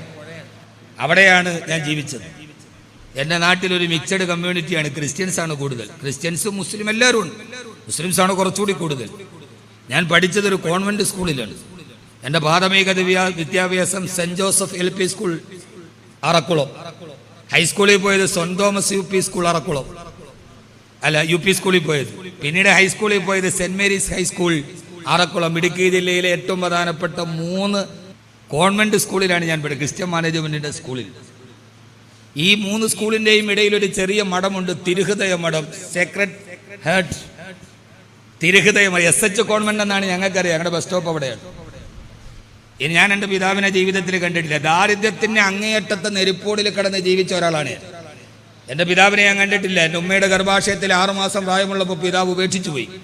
പിന്നെ അമ്മയാണ് എന്നെ വളർത്തിയത്. 24 വർഷം കൂലിപ്പണി ചെയ്ത് ഒരു കോൺട്രാക്ടറിൻ്റെ കീഴിൽ കരിങ്കല്ല് ചുമന്ന് എൻ്റെ അമ്മ എന്നെ വളർത്തി. ഞാനും എൻ്റെ ബ്രദറും എൻ്റെ ജ്യേഷ്ഠനും. എൻ്റെ മോനിരിപ്പുണ്ട് എൻ്റെ കൂടെ, അവർക്കറിയാം, എൻ്റെ മോനാണ്. അങ്ങനെയാണ് എൻ്റെ അമ്മ എന്നെ വളർത്തിയത്. അമ്മയെ അറിയണം നമ്മൾ. അമ്മ എന്നുള്ള 2 അക്ഷരത്തിൽ ഈ ബ്രഹ്മാണ്ഡ സാഹിത്യമൊക്കെ കുറിപ്പതായി. കഴിഞ്ഞ മാസം കൊല്ലം സെഷൻസ് കോടതി ഒരു മകനെ ജീവപര്യന്തം ശിക്ഷിച്ചു. മകനെയും കൂട്ടുകാരൻ. എന്തിനെന്നറിയോ? പാവപ്പെട്ട അമ്മയെ മകൻ കഴുത്തിന് കുത്തിപ്പിടിച്ച് കയ്യും കാലും കെട്ടിയിട്ട് കൂട്ടുകാരൻ തലക്കടിച്ചു കൊന്ന് 2 പേരും കൂടെ അമ്മയെ 3 കഷണങ്ങളാക്കി വീടിൻ്റെ പുറകിൽ കുഴിച്ചിട്ടു. ജന്മം നൽകിയ അമ്മയെ കൂട്ടുകാരനോടൊത്ത് എന്തിനെന്നറിയോ? മദ്യം കുടിക്കാൻ പൈസ കൊടുക്കാത്തതിൻ്റെ പേരിൽ. അമ്മമാരുടെ കണ്ണുനീറുകൾ ചാലിട്ടൊടുക്കുന്ന ഒരു കാലം, അമ്മ എന്ന ഒന്നിന് ജീവിതത്തിൽ ഒരു സ്ഥാനവും കൊടുക്കാത്ത കാലം. ഈ അമ്മയോട്, അമ്മയെ അറിയാത്ത വിദ്യാഭ്യാസം എന്തിന്? അമ്മ അറിയാത്ത ആദിശങ്കരൻ ജ്ഞാനപീഠമെല്ലാം ജ്ഞാനഗോകുലം കയറിയിട്ട് വീട്ടിൽ വന്നപ്പോൾ അമ്മ ആര്യാമ്പ കടപ്പിലാണ്. അമ്മ ആര്യാമ്പയോട് ഈ മകൻ വലിയ വിജ്ഞാനമൊക്കെ നേടി വരുമ്പോൾ അമ്മ ആര്യാമ്പയോട് മകൻ ചോദിക്കുന്നുണ്ട്, അമ്മ ഞാൻ എന്ത് തരണം? എന്നിട്ട് ഈ ആദിശങ്കരൻ ചോദിക്കുന്നുണ്ട് ആര്യാമ്പയോട്, അമ്മേ നൈരുച്യം ധനുശോഷണം മലമയി ശയ്യാച്ച സാമ്പൽസരെ. അമ്മേ, എൻ്റെ അമ്മയ്ക്ക് ഏറ്റവും കൂടുതൽ ഭക്ഷണത്തിനോട് അരുചി തോന്നിയത് നൈരുച്യം ധനുശോഷണം മലമയി. നൈരുച്യം, അമ്മയ്ക്ക് ഭക്ഷണത്തിനോട് രുചിയില്ലായിരുന്നല്ലേ അമ്മേ? ധനുശോഷണം, അമ്മയുടെ ശരീരം മെലിഞ്ഞു പോയല്ലേ അമ്മേ? ഞാൻ അമ്മയുടെ വയറ്റിൻ്റെ ഉള്ളിൽ കിടന്ന കാലത്താണല്ലേ അമ്മയ്ക്ക് ഭക്ഷണത്തിനോട് രുചിയില്ലായിരുന്നത്? ഞാൻ അമ്മയുടെ വയറ്റിൽ കിടന്ന അമ്മയുടെ പോഷകാഹാരം മുഴുവനും വലിച്ചെടുത്തത് കൊണ്ടല്ലേ അമ്മയുടെ ശരീരം മെലിഞ്ഞു പോയത്? മലമയി ശയ്യാച്ച സാമ്പൽസരെ. മാസങ്ങളോളം അമ്മ കിടന്നുറങ്ങിയ വിരിപ്പ് എൻ്റെ മലമൂത്രത്തിൻ്റെ മുകളിലായിരുന്നല്ലേ അമ്മേ? നമുക്ക് കുറ്റം അമ്മയോട് ചോദിക്കാൻ. ജീവിതത്തിൽ വരെ UK-യിലും ബ്രിട്ടനിലും ഒക്കെ പോയി നേഴ്സിംഗും ഡോക്ടറേറ്റും ഒക്കെ പഠിച്ച് ഇപ്പം അച്ഛന്മാർ പറയുന്നുണ്ട് അങ്ങനെ പോകേണ്ട ഇവിടെ ആളില്ലെന്ന്. എല്ലാവരും, കുടുംബമൊന്നും വേണ്ട ആർക്കും, എല്ലാവരും പെട്ടെന്ന് UK-ക്ക് പറക്കാൻ തിരിച്ചു വന്ന് എല്ലാ ഡോക്ടറേറ്റും എടുത്തിട്ട് അമ്മയെ തിരിച്ചറിയുന്ന ഒരു വിജ്ഞാനമില്ലെങ്കിൽ ഏത് വിജ്ഞാനത്തിന്റെ ഗോപുരം കയറിയിട്ടെന്ത് കാര്യം? ആ അമ്മയെ തിരിച്ചറിയാൻ കഴിയാത്ത കാലത്ത് എൻ്റെ അമ്മ 28 വർഷം എന്നെ കൂലിപ്പണി എടുത്താണ് വളർത്തിയത്. എൻ്റെ അമ്മയുടെ ജോലി കൂടുതലും ഈ മഠത്തിലാണ്. ഞാൻ കൂടുതലും കഴിച്ചത് ആ മഠത്തിലെ ഭക്ഷണമാണ്. കോൺവെന്റിൽ ഒന്നുമില്ലാത്തപ്പോൾ ഉച്ചയ്ക്ക് സ്കൂളിൽ പോകുമ്പോൾ എൻ്റെ കൂടെയുള്ള ബാക്കി എല്ലാവരും നല്ല നസ്രാണി പിള്ളേരാണ്. എന്നെ പറഞ്ഞുകൊണ്ട് കേസുണ്ടോ? ഇപ്പൊ ഒന്നും പറയാൻ പറ്റില്ല, എല്ലാം കേസാണ്. ഞങ്ങളുടെ നാട്ടിൽ ഇടുക്കിയിലൊക്കെ പറയാൻ നസ്രാണി പയ്യന്മാരെന്ന് പറയും. അത് ക്രിസ്ത്യാനികളെ പൊതുവെ പറയുന്ന നസ്രാണിന്. ഇപ്പൊ ഇതിന് കാളെ കേസൊന്നും വരൂലല്ലോ അല്ലേ? ഒന്നും ഒരു മനുഷ്യനെ ഒന്നും പറയാത്തൊരു കാലത്ത് കുടിസ് ലോകത്താണ്. അവരൊക്കെ നല്ല റബ്ബർ തോട്ടമാണ് അവിടുത്തെ, നല്ല റബ്ബറുള്ള നല്ല റബ്ബർ പ്ലാന്റർമാരുടെ മക്കളാണ്. ആകെ ഒരു പാവപ്പെട്ടവനുള്ളത് ഞാനേ ഉള്ളൂ. അതെൻ്റെ അമ്മയുടെ കട്ടപ്പാട് അറിയാവുന്നത് കൊണ്ട് അവിടുത്തെ അഡ്മിഷൻ കിട്ടില്ല, 100% സ്കൂള്. അപ്പൊ എൻ്റെ അമ്മ അച്ഛൻ്റെ അടുക്കൽ പോകും. എൻ്റെ അച്ഛൻ്റെ അടുക്കലല്ല, പള്ളിയിലച്ഛൻ്റെ അടുക്കൽ. അവിടെ പോയി കുറേ നേരം കാല് പിടിക്കുമ്പോൾ അച്ഛൻ പറയുന്ന മുസ്ലിയുടെ മക്കളല്ലേ, കൊടുത്തോളാൻ പറയും. അങ്ങനെ അച്ഛന്മാരുടെ ഒരു ഔദാര്യത്തിലാണ് എനിക്കവിടെ സീറ്റ്. എനിക്ക് എൻ്റെ ജ്യേഷ്ഠൻ നന്നായിട്ട് പഠിക്കുമായിരുന്നു, ഞാൻ മഹാകുഴപ്പനായിരുന്നു. അതുകൊണ്ട് ജ്യേഷ്ഠൻ എൻ്റെ ഒരു ക്ലാസ് മുമ്പിലായത് കൊണ്ട് ജ്യേഷ്ഠനെ പോലെ അനിയനും പഠിക്കൂ എന്നുള്ള തെറ്റിദ്ധാരണയിൽ അധ്യാപകർ എനിക്ക് സീറ്റ് തന്നു. അവിടെ പോയി പഠിക്കുന്ന കാലത്ത് ഉച്ചയ്ക്ക് എല്ലാവരുടെയും മുമ്പിൽ ഭക്ഷണം കഴിക്കുമ്പോൾ ഭക്ഷണമില്ലാതെ ഒരു ചോറ്റുപാത്രം ഉണ്ടാവും. ഇല്ലെന്ന് പറയാൻ പറ്റില്ലല്ലോ, പക്ഷെ തുറന്നാൽ ശൂന്യമാണ്. ആ ചോറ്റുപാത്രം പലപ്പോഴും തുറന്നിട്ട് ഞാൻ മാറി നിൽക്കുന്നത് കണ്ടപ്പോൾ അവിടുത്തെ തിരുവസ്ത്രമണിഞ്ഞ കന്യാസ്ത്രീകൾ അവർ കൊണ്ടുവന്ന നല്ല വെള്ളച്ചോറും കട്ടിത്തൈരുമടങ്ങുന്ന ഭക്ഷണം എനിക്ക് ആഹരിക്കാൻ തന്നു. 10ാം ക്ലാസ്സിൽ പഠിക്കുന്ന സമയം ഒരു ദിവസം രാവിലെ 9 മണിക്ക് ഞാൻ സ്കൂളിലേക്ക് പോകും. രാവിലെ പശുവിനെ കെട്ടണം, പശുവിനെ കറക്കണം, പശുവിനെ കൊണ്ടുപോയിടണം. ഒരു പീരീഡ് കഴിഞ്ഞ് സ്കൂളിൽ എത്തും. 4 കിലോമീറ്റർ പിന്നെ നടക്കണം. ആ നടക്കുന്ന സമയത്ത് ഞങ്ങൾ എൻ്റെ കൂടെ ജോസാണ് എൻ്റെ അടുത്ത കൂട്ടുകാരൻ. ഞാൻ മിനിങ്ങാന്ന് അവനെ കണ്ടിട്ടാണ് വന്നത് നാട്ടിൽ പോകുമ്പോൾ. ഇപ്പോഴും ഞാൻ എല്ലാ മാസം അമ്മയെ കാണാൻ വീട്ടിൽ പോകും, നാട്ടിൽ പോകും. ജോസും ഇപ്പുറത്തൊരു വിഷ്ണുവുണ്ട്. ഞങ്ങൾ 2 പേരും 4 കിലോമീറ്റർ നടന്നു പോകും. അങ്ങനെ നടന്നു പോകുമ്പോൾ ഞങ്ങൾ പരസ്പരം ഞങ്ങളുടെ സങ്കടങ്ങൾ പറയും. ഇന്നത്തെ കുട്ടികളുടെ ഏറ്റവും വലിയ പ്രശ്നം, നിങ്ങൾ ഈ കുട്ടികളെ സ്കൂൾ ബസ്സിൽ കയറ്റിവിട്ട് തിരിച്ചു വരുമ്പോൾ യൂട്യൂബിൽ കുറേ പ്രസംഗവും കേൾപ്പിച്ച് പരസ്പരം മനുഷ്യനെയും സമൂഹത്തെയും അറിയാത്ത കീഴിൽ ബ്രോയിലർ കോഴിയെ പോലെ കൂട്ടിലടിച്ച് നമ്മുടെ ഈ മക്കളെ വളർത്തിയാൽ ഇവർ പരസ്പരം അകന്നേ പോകും. എനിക്കിന്നും ഒരാളൊരു വിദ്വേഷ പ്രസംഗം നടത്തിയാൽ എൻ്റെ ഹൃദയത്തിൽ ദേശില്ല. കാരണം ജോസിനെ എനിക്കറിയാം, വിഷ്ണുവിനെ എനിക്കറിയാം. 15 വർഷം ഞങ്ങൾ ഒന്നിച്ച് നടന്നവരാണ്, ഒന്നിച്ച് കളിച്ചവരാണ്. ഇപ്പോഴും ഞാൻ കഴിഞ്ഞ മാസം പോകുമ്പോൾ ജോസ് എന്നെ കാണാൻ വന്ന് ഞങ്ങളുടെ എൻ്റെ കൂടെ അവിടുത്തെ തട്ടുകടയിലിരുന്ന് ഭക്ഷണം കഴിച്ചു. ഇപ്പോഴും ഞാൻ ആ സ്നേഹബന്ധത്തെ നിലനിർത്തുന്നുണ്ട്. ഒരു മിക്സഡ് കമ്മ്യൂണിറ്റിയിൽ പരസ്പരം അറിയാൻ കഴിയണം. നമ്മുടെ മക്കൾ നമ്മൾ ആരോടും മിണ്ടില്ല. സ്കൂളിൽ പോയി അവനോട് മിണ്ടരുത്, ഇവനോട് മിണ്ടരുത്, അവനെ കണ്ടാൽ മിണ്ടരുത്. ബസ്സിൽ നിറങ്ങുക, തിരിച്ചു കയറുക, വന്നാൽ യൂട്യൂബ് കേൾക്കുക. അങ്ങനെ പറയുന്നതൊക്കെ പരമസത്യമാണെന്ന് കരുതി അറിയാതെ അകന്നു പോയവരാണ് ഞങ്ങൾ. ഞാൻ അവിടെ നിൽക്കുമ്പോൾ, ഞാൻ അവസാനിപ്പിക്കുന്നു, ഞാൻ അവിടെ നിൽക്കുമ്പോൾ എൻ്റെ വസ്ത്രം കീറിയതാണ്, ഒറ്റ യൂണിഫോം ഉള്ളു, കീറിയിട്ടേ ഉള്ളൂ. അപ്പോൾ ഇതിവിടെ പറഞ്ഞില്ലെങ്കിൽ പിന്നെ വേറെ എവിടെ പറയാം. ആ യൂണിഫോം കീറിയപ്പോൾ അന്നത്തെ എൻ്റെ പ്രധാന അധ്യാപിക ഒരു സിസ്റ്ററൻ, ഈ നാടകം നടത്തുന്നവർ ഈ സിസ്റ്ററെ പറഞ്ഞു കൊടുക്കണം. അവരെന്നോട് പറഞ്ഞു, കബീർ ഗെറ്റ് ഔട്ട്, സ്കൂളിൽ നിന്ന് വെളിയിറങ്ങാൻ പറഞ്ഞു. എന്നെ ക്ലാസ്സിൽ നിന്ന് നിർദ്ദാക്ഷിണ്യം ഇറക്കി വിട്ടു. ഒരു യൂണിഫോം കീറിപ്പോയതിൻ്റെ പേരിൽ സമ്പന്ന വർഗത്തിന്റെ ക്രിസ്ത്യാനികളായ കുട്ടികൾ ഇരിക്കുന്ന ബെഞ്ചിൽ നിന്ന് ആ കന്യാസ്ത്രീയായ ടീച്ചർ എന്നെ നിർദാക്ഷിണ്യം ക്ലാസ്സിൽ നിന്ന് ഇറക്കി വിട്ടു. യൂട്യൂബിൽ നിന്ന് എൻ്റെ ഈ വാക്ക് കട്ടെടുത്ത് പ്രസരിപ്പിക്കുന്ന ഒരാൾക്ക് വിദ്വേഷം പുലർത്താൻ ഇത് മാത്രം മതി. ഞാൻ പറയുന്ന ഈ വാക്ക് ഇന്ന് നടക്കുന്ന സാമൂഹ്യ വിചാരധാരയെ പറയാൻ, കോടീശ്വരന്മാരുടെ ഇടയിൽ 100% ക്രിസ്ത്യാനി കുട്ടികൾ പഠിക്കുന്ന 10ാം ക്ലാസ്സിൽ പാവപ്പെട്ട ഒരു മുസ്ലിം ആയതുകൊണ്ട് എന്നെ കീറിയ വസ്ത്രത്തിന്റെ പേരിൽ കന്യാസ്ത്രീ ഇറക്കി വിട്ടു. ഇന്നത്തെ സാഹചര്യത്തിൽ ഇത് മാത്രം മതി ഒരു 10 ദിവസത്തേക്ക് ഓടാൻ. ഞാൻ പുറകിൽ പോയി ആ എൻ്റെ ക്ലാസിന്റെ ഭിത്തിയിലേക്ക് ഇങ്ങനെ തല ചേർത്ത് വെച്ച് ഞാൻ പൊട്ടിക്കരഞ്ഞു. എൻ്റെ കണ്ണിലൂടെ കണ്ണുനീര് തടം തല്ലിയാത്തൊടുകി. 10ാം ക്ലാസ്സിൽ കൂടെ പഠിക്കുന്ന പെമ്പിള്ളേരുടെ മുമ്പിൽ അപമാനിക്കപ്പെട്ട ആ സങ്കടം എൻ്റെ കണ്ണുനീരായി പെയ്തിറങ്ങി. എൻ്റെ വെള്ള ഷർട്ട് നനഞ്ഞു. 10 മിനിറ്റ് ഇങ്ങനെ ചാരിയിരുന്ന് ഉപേക്ഷിച്ചു പോയ പിതാവിനോടുള്ള അമർഷവും കട്ടപ്പെട്ട് വളർത്തുന്ന അമ്മയോടുള്ള വാത്സല്യവും തീരുമാനമെടുക്കാൻ കഴിയാതെ ഒരു 15 വയസ്സുകാരൻ സ്കൂളിന്റെ മതിലിരുന്ന് കരയുമ്പോൾ 10 വയസ്സ് കഴിഞ്ഞപ്പോൾ ലീഡർ പറഞ്ഞു കയറിയിരിക്കാൻ. ഞാൻ പോയി കയറിയിരുന്നു. പിന്നെ ഞാൻ തലപൊക്കിയിട്ടില്ല. ആ കുട്ടികളുടെ മുഖത്ത് നോക്കാൻ പിന്നെ എനിക്ക് എൻ്റെ അഭിമാനം സമ്മതിച്ചില്ല. 3 ദിവസം കഴിഞ്ഞു. ഇതേ സമയത്ത് വൈകി ഒരു പീരീഡിന്റെ മധ്യഭാഗത്ത് ഞാൻ കയറി വരുമ്പോൾ ഈ ടീച്ചറും കുട്ടികളും ക്ലാപ്പ് ചെയ്തു. എനിക്ക് അമർഷമാണ് തോന്നിയത്. പച്ചയ്ക്ക് പിച്ച് ചീന്തി തിന്നിട്ട് 3ാം ദിവസം വരുമ്പോൾ എഴുന്നേറ്റ് കൈയടിക്കുന്നു. വന്നപ്പോൾ സ്കൂൾ ലീഡറും കുട്ടികളെല്ലാവരും കൂടി എൻ്റെ കയ്യിൽ ഒരു പൊതി കൊണ്ടുവന്നൊരു പ്രസന്റേഷൻ. ഞാൻ തുറന്നു നോക്കുമ്പോൾ 2 ജോഡി യൂണിഫോം ആയിരുന്നു. എന്നെ ക്ലാസ്സിന് വെളിയിൽ ഇറക്കി നിർത്തിയിട്ട് എൻ്റെ ജീവിതത്തിന്റെ ദാരിദ്ര്യം എൻ്റെ സഹപാഠികളോട് പറഞ്ഞ് എൻ്റെ ടീച്ചർ അവരുടെ കയ്യിൽ നിന്ന് പൈസ പിരിവിട്ടിട്ട് എനിക്കൊരു യൂണിഫോം ഉണ്ടാക്കി തന്നു. അതിനാണ് ടീച്ചർ എന്നെ വെളിയിലിറക്കിയത്. ഞാൻ ആദ്യം പറഞ്ഞാണ് നിങ്ങൾ കേട്ടതെങ്കിൽ നിങ്ങൾക്ക് എന്നോട് വൈരാഗ്യം ഉണ്ടാവും. ഈ സമുദായത്തെ ഭിന്നിപ്പിക്കാൻ അത് മതി. എന്നോട് പറഞ്ഞു, മോനെ ഇനി നീ ഇട്ടുകൊള്ളുക. ആദ്യമായി കീറാത്ത ഒരു പുതുവസ്ത്രത്തിന് മണമുള്ള, ഞാൻ പറയാൻ കാരണമുണ്ട്, അതിനു മുമ്പും എൻ്റെ യൂണിഫോം എന്ന് പറഞ്ഞാൽ മുമ്പ് പഠിച്ചു പോയ കുട്ടികൾ ഉപയോഗിച്ചിട്ട് കളയുന്ന പഴയതാണ് ഞാൻ യൂണിഫോമായിട്ട് ഇട്ട് വരിക. ആദ്യമായി പുതുവസ്ത്രത്തിന്റെ മണമുള്ള ഒരു യൂണിഫോം എൻ്റെ കയ്യിൽ വെച്ച് തന്നത് ഒരു കന്യാസ്ത്രീയാണ്. ആ ടീച്ചറിന്റെ പേരാണ് സിസ്റ്റർ സിബിയ. പിന്നീട് എൻ്റെ ജീവിതത്തിലും എൻ്റെ ചേട്ടന്റെ പഠനത്തിലുമൊക്കെ ഈ മുസ്ലിം കുടുംബത്തോടൊപ്പം അവർ നിന്നു. പിന്നീട് ഞാൻ അവിടെ നിന്ന് പഠിക്കാൻ പോയി, ഖുർആൻ മനപ്പാടമാക്കി. തിരുവനന്തപുരത്ത് പഠിച്ചു. പിന്നെ ഞാൻ വെല്ലൂർ പോയി. പിന്നെ പ്രഭാഷകനായി. പിന്നീട് ഞാൻ പ്രഭാഷകനായി പോപ്പുലാരിറ്റിയിലായി. ആ കാലത്ത് നിന്ന് അന്ന് ഞാനൊരു 10ാം ക്ലാസ്സിൽ പഠിക്കുമ്പോൾ ഞാൻ പഠനം നിർത്തിയിട്ട് ഹോട്ടലിൽ ജോലിക്ക് പോയിട്ടുണ്ട്. ഉടമ ചോദിച്ചു എന്ത് ജോലി വേണം? പ്ലേറ്റ് കഴുകണം, അല്ലെങ്കിൽ മേശ തുടയ്ക്കണം. ഞാൻ പറഞ്ഞു പ്ലേറ്റ് കഴുകിക്കോളാം. എന്താണെന്നറിയോ, ചായക്കടയുടെ പുറകിൽ വലിയ വിറക് ഇങ്ങനെ കൂട്ടിയിട്ടിട്ടുണ്ട്. അന്ന് ഈ പ്ലേറ്റുകൾ കൊണ്ടുപോയി അതിൻ്റെ കീഴിൽ കൊണ്ടുപോയി ഇടും. കുട്ടികൾ മുമ്പിൽ കൂടെ പോകുക സ്കൂളിൽ. അതിൽ പതുങ്ങിയിരുന്ന് ആരും കാണാതെ കഴുകുകയും ചെയ്യാം. അന്ന് ഈ ഇറച്ചി തിന്നിട്ട് ആളുകൾ ചില 2-3 കഷണം വേവാത്ത കഷണങ്ങൾ കടിച്ചിട്ട് അതിൻ്റെ ബാക്കി ഇട്ടിരിക്കും. ഇറച്ചി തിന്നാനുള്ള കൊതി കൊണ്ട് ആരും അറിയാതെ വിറക് കൂനയുടെ പുറകിലിരുന്ന് ഞാനത് ആർത്തിയോടെ തിന്നിട്ടുണ്ട്. അങ്ങനെയുള്ള എന്നെ UAE പ്രസിഡന്റിന്റെ സെബീൽ പാലസിലെ അത്താഴ വിരുന്നിൽ വരെ ദൈവം എത്തിച്ചു, പടച്ചതമ്പുരാൻ എത്തിച്ചു.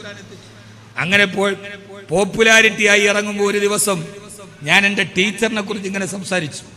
എൻ്റെ ഒരു ആഗ്രഹമായിരുന്നു. അങ്ങനെ എല്ലാവരും കൂടി ഈ സിസ്റ്റർ സിബി അവരവിടെ നിന്ന് മാറിപ്പോയി. എൻ്റെ ടീച്ചറിനെ ഞാൻ അന്വേഷിച്ച് കണ്ടെത്തി. കോട്ടയം ജില്ലയിലെ കൂത്താട്ടുകുളത്തിൽ ഒരു മഠത്തിൽ വിശ്രമ ജീവിതം നയിക്കുന്നുണ്ട് എൻ്റെ പ്രിയപ്പെട്ട ടീച്ചർ സിസ്റ്റർ സിബിയ. ക്രിസ്മസ് കാലത്ത് ഞാനും എൻ്റെ ഭാര്യയും എൻ്റെ മക്കളും കൂടി സമ്മാനം വാങ്ങിച്ചെൻ്റെ ടീച്ചറിനെ കാണാൻ വേണ്ടി പോയി. ഞാൻ പറഞ്ഞു വന്നത്, ഇങ്ങനെ ഒരു ബഹുസ്വര സമൂഹത്തിന്റെ അപസ്വരങ്ങളും അസ്വസ്ഥതകളും നിറഞ്ഞ ഒരു ജീവിതത്തിൽ പരസ്പരം അറിഞ്ഞും കൊടുത്തും വാങ്ങിച്ചും ജീവിച്ച ഒരു കമ്മ്യൂണിറ്റിയിൽ നിന്ന് വന്നതുകൊണ്ടാണ് ഈ പ്രായത്തിലും എന്നെ ആർക്കും സ്വാധീനിക്കാൻ കഴിയാത്തത്. എൻ്റെ വായിൽ നിന്ന് വർഗീയതയുടെ ഒരു വാക്ക് വരാത്തത്. മരിക്കുന്നത് വരെ എൻ്റെ മക്കളോട് പോലും ഞാൻ പറയും, എന്തുണ്ടായാലും ഈ രാജ്യത്തിന്റെ നടുവിൽ ഒരു വർഗീയതയുടെ മതഭ്രാന്തിന്റെ വാക്ക് നിങ്ങൾ പറയരുത് എന്നതാണ് നിങ്ങളുടെ പിതാവിന് നിങ്ങളോടുള്ള വസിയത്ത്. അങ്ങനെ ജീവിക്കാനും നന്നായിട്ടറിയാനും പരസ്പരം അടുക്കാനും പാവങ്ങൾക്ക് കൈത്താങ്ങാവാനും നമുക്ക് കഴിയട്ടെ എന്ന പ്രാർത്ഥനയോടെ വളരെ വൈകി വന്നതിന് ക്ഷമ ചോദിച്ച് എന്നെ അന്വേഷിച്ചവിടം വരെ എത്തി എന്നെ ക്ഷണിച്ച നിങ്ങളോട് നന്ദി പറഞ്ഞ്, ഇവിടെ നിന്ന് ഈ സ്ഥലത്തിന്റെ പേര് തേവലക്കര. ഈ സ്ഥലത്തിന്റെ പേര് ഇവിടെ നിന്ന് തേവലക്കരയിലേക്ക് എത്ര കിലോമീറ്റർ ഉണ്ട്? ഇത് മൈനാഗപ്പള്ളിയിൽ ഈ പാരീഷ് ഹാളിന്റെ പള്ളിയില് രാവിലെ തേവലക്കരയ്ക്ക് പോകാൻ വേണ്ടി നമ്മൾ എഴുന്നേച്ചിട്ട് ഇങ്ങനെ കൈനീട്ടി കാത്തിരിക്കും ബസ് വരാൻ. ബസ് ഇങ്ങനെ വരും. നമ്മൾ കൈനീട്ടുമ്പോൾ ഈ ബസ് ഡ്രൈവർ എന്ത് ചെയ്യുന്നറിയോ, നമ്മൾ കൈനീട്ടിയതിനേക്കാൾ ഒരു 50 മീറ്റർ മുമ്പിൽ കൊണ്ട് ചവിട്ടി നിർത്തും. നമ്മൾ ഈ കയ്യിലിരിക്കുന്ന സഞ്ചിയും ബാഗുമായിട്ട് അവിടം വരെ ഓടുന്നതിൽ ഈ സഞ്ചി കാലിൽ തട്ടി വെച്ച് വീഴാൻ പോകും. ആ ഓടി ഒരു വിധത്തിൽ പോയി ഫുട്ബോളിൽ ചവിട്ടുമ്പോൾ നമുക്ക് ആ ഡ്രൈവറിനോട് പകയാണ്. ഞാൻ പറഞ്ഞെടുത്ത് നിർത്താതെ ഇത്രയും കൊണ്ടുവന്ന് എന്നെ ഓടിച്ച ഡ്രൈവറിനോടുള്ള വൈരാഗ്യം. സ്റ്റെപ്പിൽ ചവിട്ടുമ്പോൾ നമ്മൾ ഒരു കാല് ചവിട്ടുമ്പോഴേ കണ്ടക്ടർ ബെല്ലടിക്കും. അപ്പോൾ പിന്നെ നമ്മൾ വെച്ച് മുമ്പോട്ട് വീഴാൻ പോകും. ഒരു വിധത്തിൽ ചാടി എഴുന്നേൽക്കുമ്പോൾ കയറുന്നതിന് മുമ്പേ ബെല്ലടിച്ച കണ്ടക്ടറിനോട് രണ്ടാമത് വിരോധം. എങ്ങനെയെങ്കിലും ഒന്ന് പിടിക്കാൻ സീറ്റില്ല. നോക്കുമ്പോൾ വലിയ ആളുകളൊക്കെ സീറ്റിരിക്കുകയാണ്. നമുക്ക് ഇരിക്കാൻ തരാതെ സീറ്റിരിക്കുന്നവനെ കാണുമ്പോൾ മൂന്നാമത് അവനോട് നമുക്ക് വിദ്വേഷം.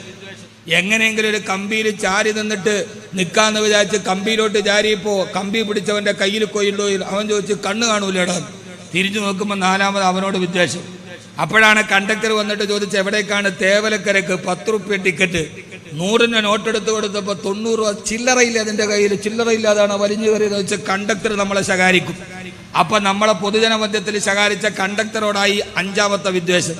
ഇറങ്ങാൻ നേരത്ത് ബാക്കി തരാമെന്ന് പറഞ്ഞ് നിൽക്കുമ്പോൾ ഡ്രൈവർ ഒന്നുകൂടി ചവിട്ടും. നമ്മൾ മുമ്പോട്ട് പോകും. മുമ്പിൽ പോണവൻ്റെ മുതുകിൽ പോയി നമ്മുടെ തല തട്ടും. അവൻ നമ്മളെ രൂക്ഷമായി നോക്കും. 7ാമത് നമ്മളെ രൂക്ഷമായി നോക്കിയ അവനോടായി നമ്മുടെ വിദ്വേഷം. അവസാനം ഇറങ്ങാൻ നേരത്ത് ഡ്രൈവറോട് കണ്ടക്ടറോട് ചോദിക്കുമ്പോൾ പറയും, അങ്ങ് തരൂല, ഇത് ചോദിക്കേണ്ട കാര്യമുണ്ടോ? ഞാനെന്താ കള്ളനാണോ? അപ്പം അവനോട് 8ാമത് വീണ്ടും വിദ്വേഷം. ഇറങ്ങാൻ വേണ്ടി പോകുമ്പോൾ ഇറങ്ങുന്നതിന് മുമ്പേ കണ്ടക്ടർ ബെല്ലടിക്കുമ്പം ഇറങ്ങാൻ നേരത്ത് ഒന്നുകൂടി വീഴാൻ പോകും. 9ാമത് അവനോടും വിദ്വേഷം കൂടി. വണ്ടി പോകുമ്പോൾ താഴേക്ക് ചാടി ഇറങ്ങുമ്പോൾ റോഡിലൂടെ നടന്നു പോകുന്നവന്റെ ശരീരത്തുനിന്ന് തട്ടും. അവൻ തിരിഞ്ഞു നോക്കുമ്പോൾ 10ാമത് അവനോടും ദേഷ്യവും വിദ്വേഷവുമായി. ചുരുക്കി പറഞ്ഞാൽ എല്ലാ ദിവസവും ഇവിടെ നിന്ന് 2 കിലോമീറ്റർ സഞ്ചരിക്കുന്ന 10 മിനിറ്റിന്റെ ഉള്ളിൽ ഏറ്റവും കൂടുതൽ 10 പേരോടുള്ള വിദ്വേഷവും പകയും മനസ്സിൽ സൂക്ഷിച്ച് ജീവിക്കുന്ന നമ്മുടെ ഇടയിൽ ഇന്നത്തെ ദിവസം ഈ 30 മിനിറ്റ് പകയും വിദ്വേഷവും ഇല്ലാതെ പരസ്പരം അടുത്തറിഞ്ഞിങ്ങനെ പറയാൻ അവസരം നൽകിയ ഏദൻ ചാരിറ്റബിൾ ട്രസ്റ്റിന് ഈ സൗഹൃദത്തിന്റെ കൂട്ടായ്മ എന്ന് നിലനിൽക്കട്ടെ എന്ന് ആശംസിച്ചുകൊണ്ട് വൈകി വന്നതിന് ക്ഷമ ചോദിച്ച് വേറൊരു പരിപാടിയിൽ പോകാനുള്ളത് കൊണ്ട് പെട്ടെന്ന് തന്നെ പോകുമെന്ന് പറഞ്ഞ് ജീവിതത്തിന്റെ ഏതോ ഒരു യാത്രയിൽ കണ്ടുമുട്ടിയ ഈ സ്നേഹസമയം നമ്മുടെ മനസ്സിൽ നിന്ന് സൗഹൃദമായി നിലനിൽക്കട്ടെ, പ്രാർത്ഥിക്കണമെന്ന് വിനീതമായി അഭ്യർത്ഥിച്ചുകൊണ്ട് ഞാൻ ഇതിന് എല്ലാവിധ അഭിവാദ്യങ്ങളും അർപ്പിക്കുന്നു. നമസ്കാരം. സൗമ്യമായ ഭാഷയിൽ തന്റെ ജീവിത അനുഭവങ്ങളിലൂടെ നമ്മുടെ ഏവരുടെയും ഹൃദയത്തിന്റെ ആഴത്തിൽ പതിഞ്ഞ ജീവനുള്ള സന്ദേശം നൽകിയ ബഹുമാനനായ ശ്രീ കബീർ ബാക്കവിക്ക് ഏദൻ ക്രിസ്ത്യൻ ചാരിറ്റബിൾ ട്രസ്റ്റിന്റെ ഹൃദയം നിറഞ്ഞ നന്ദിയും കടപ്പാടും സ്നേഹവും അറിയിക്കുന്നു.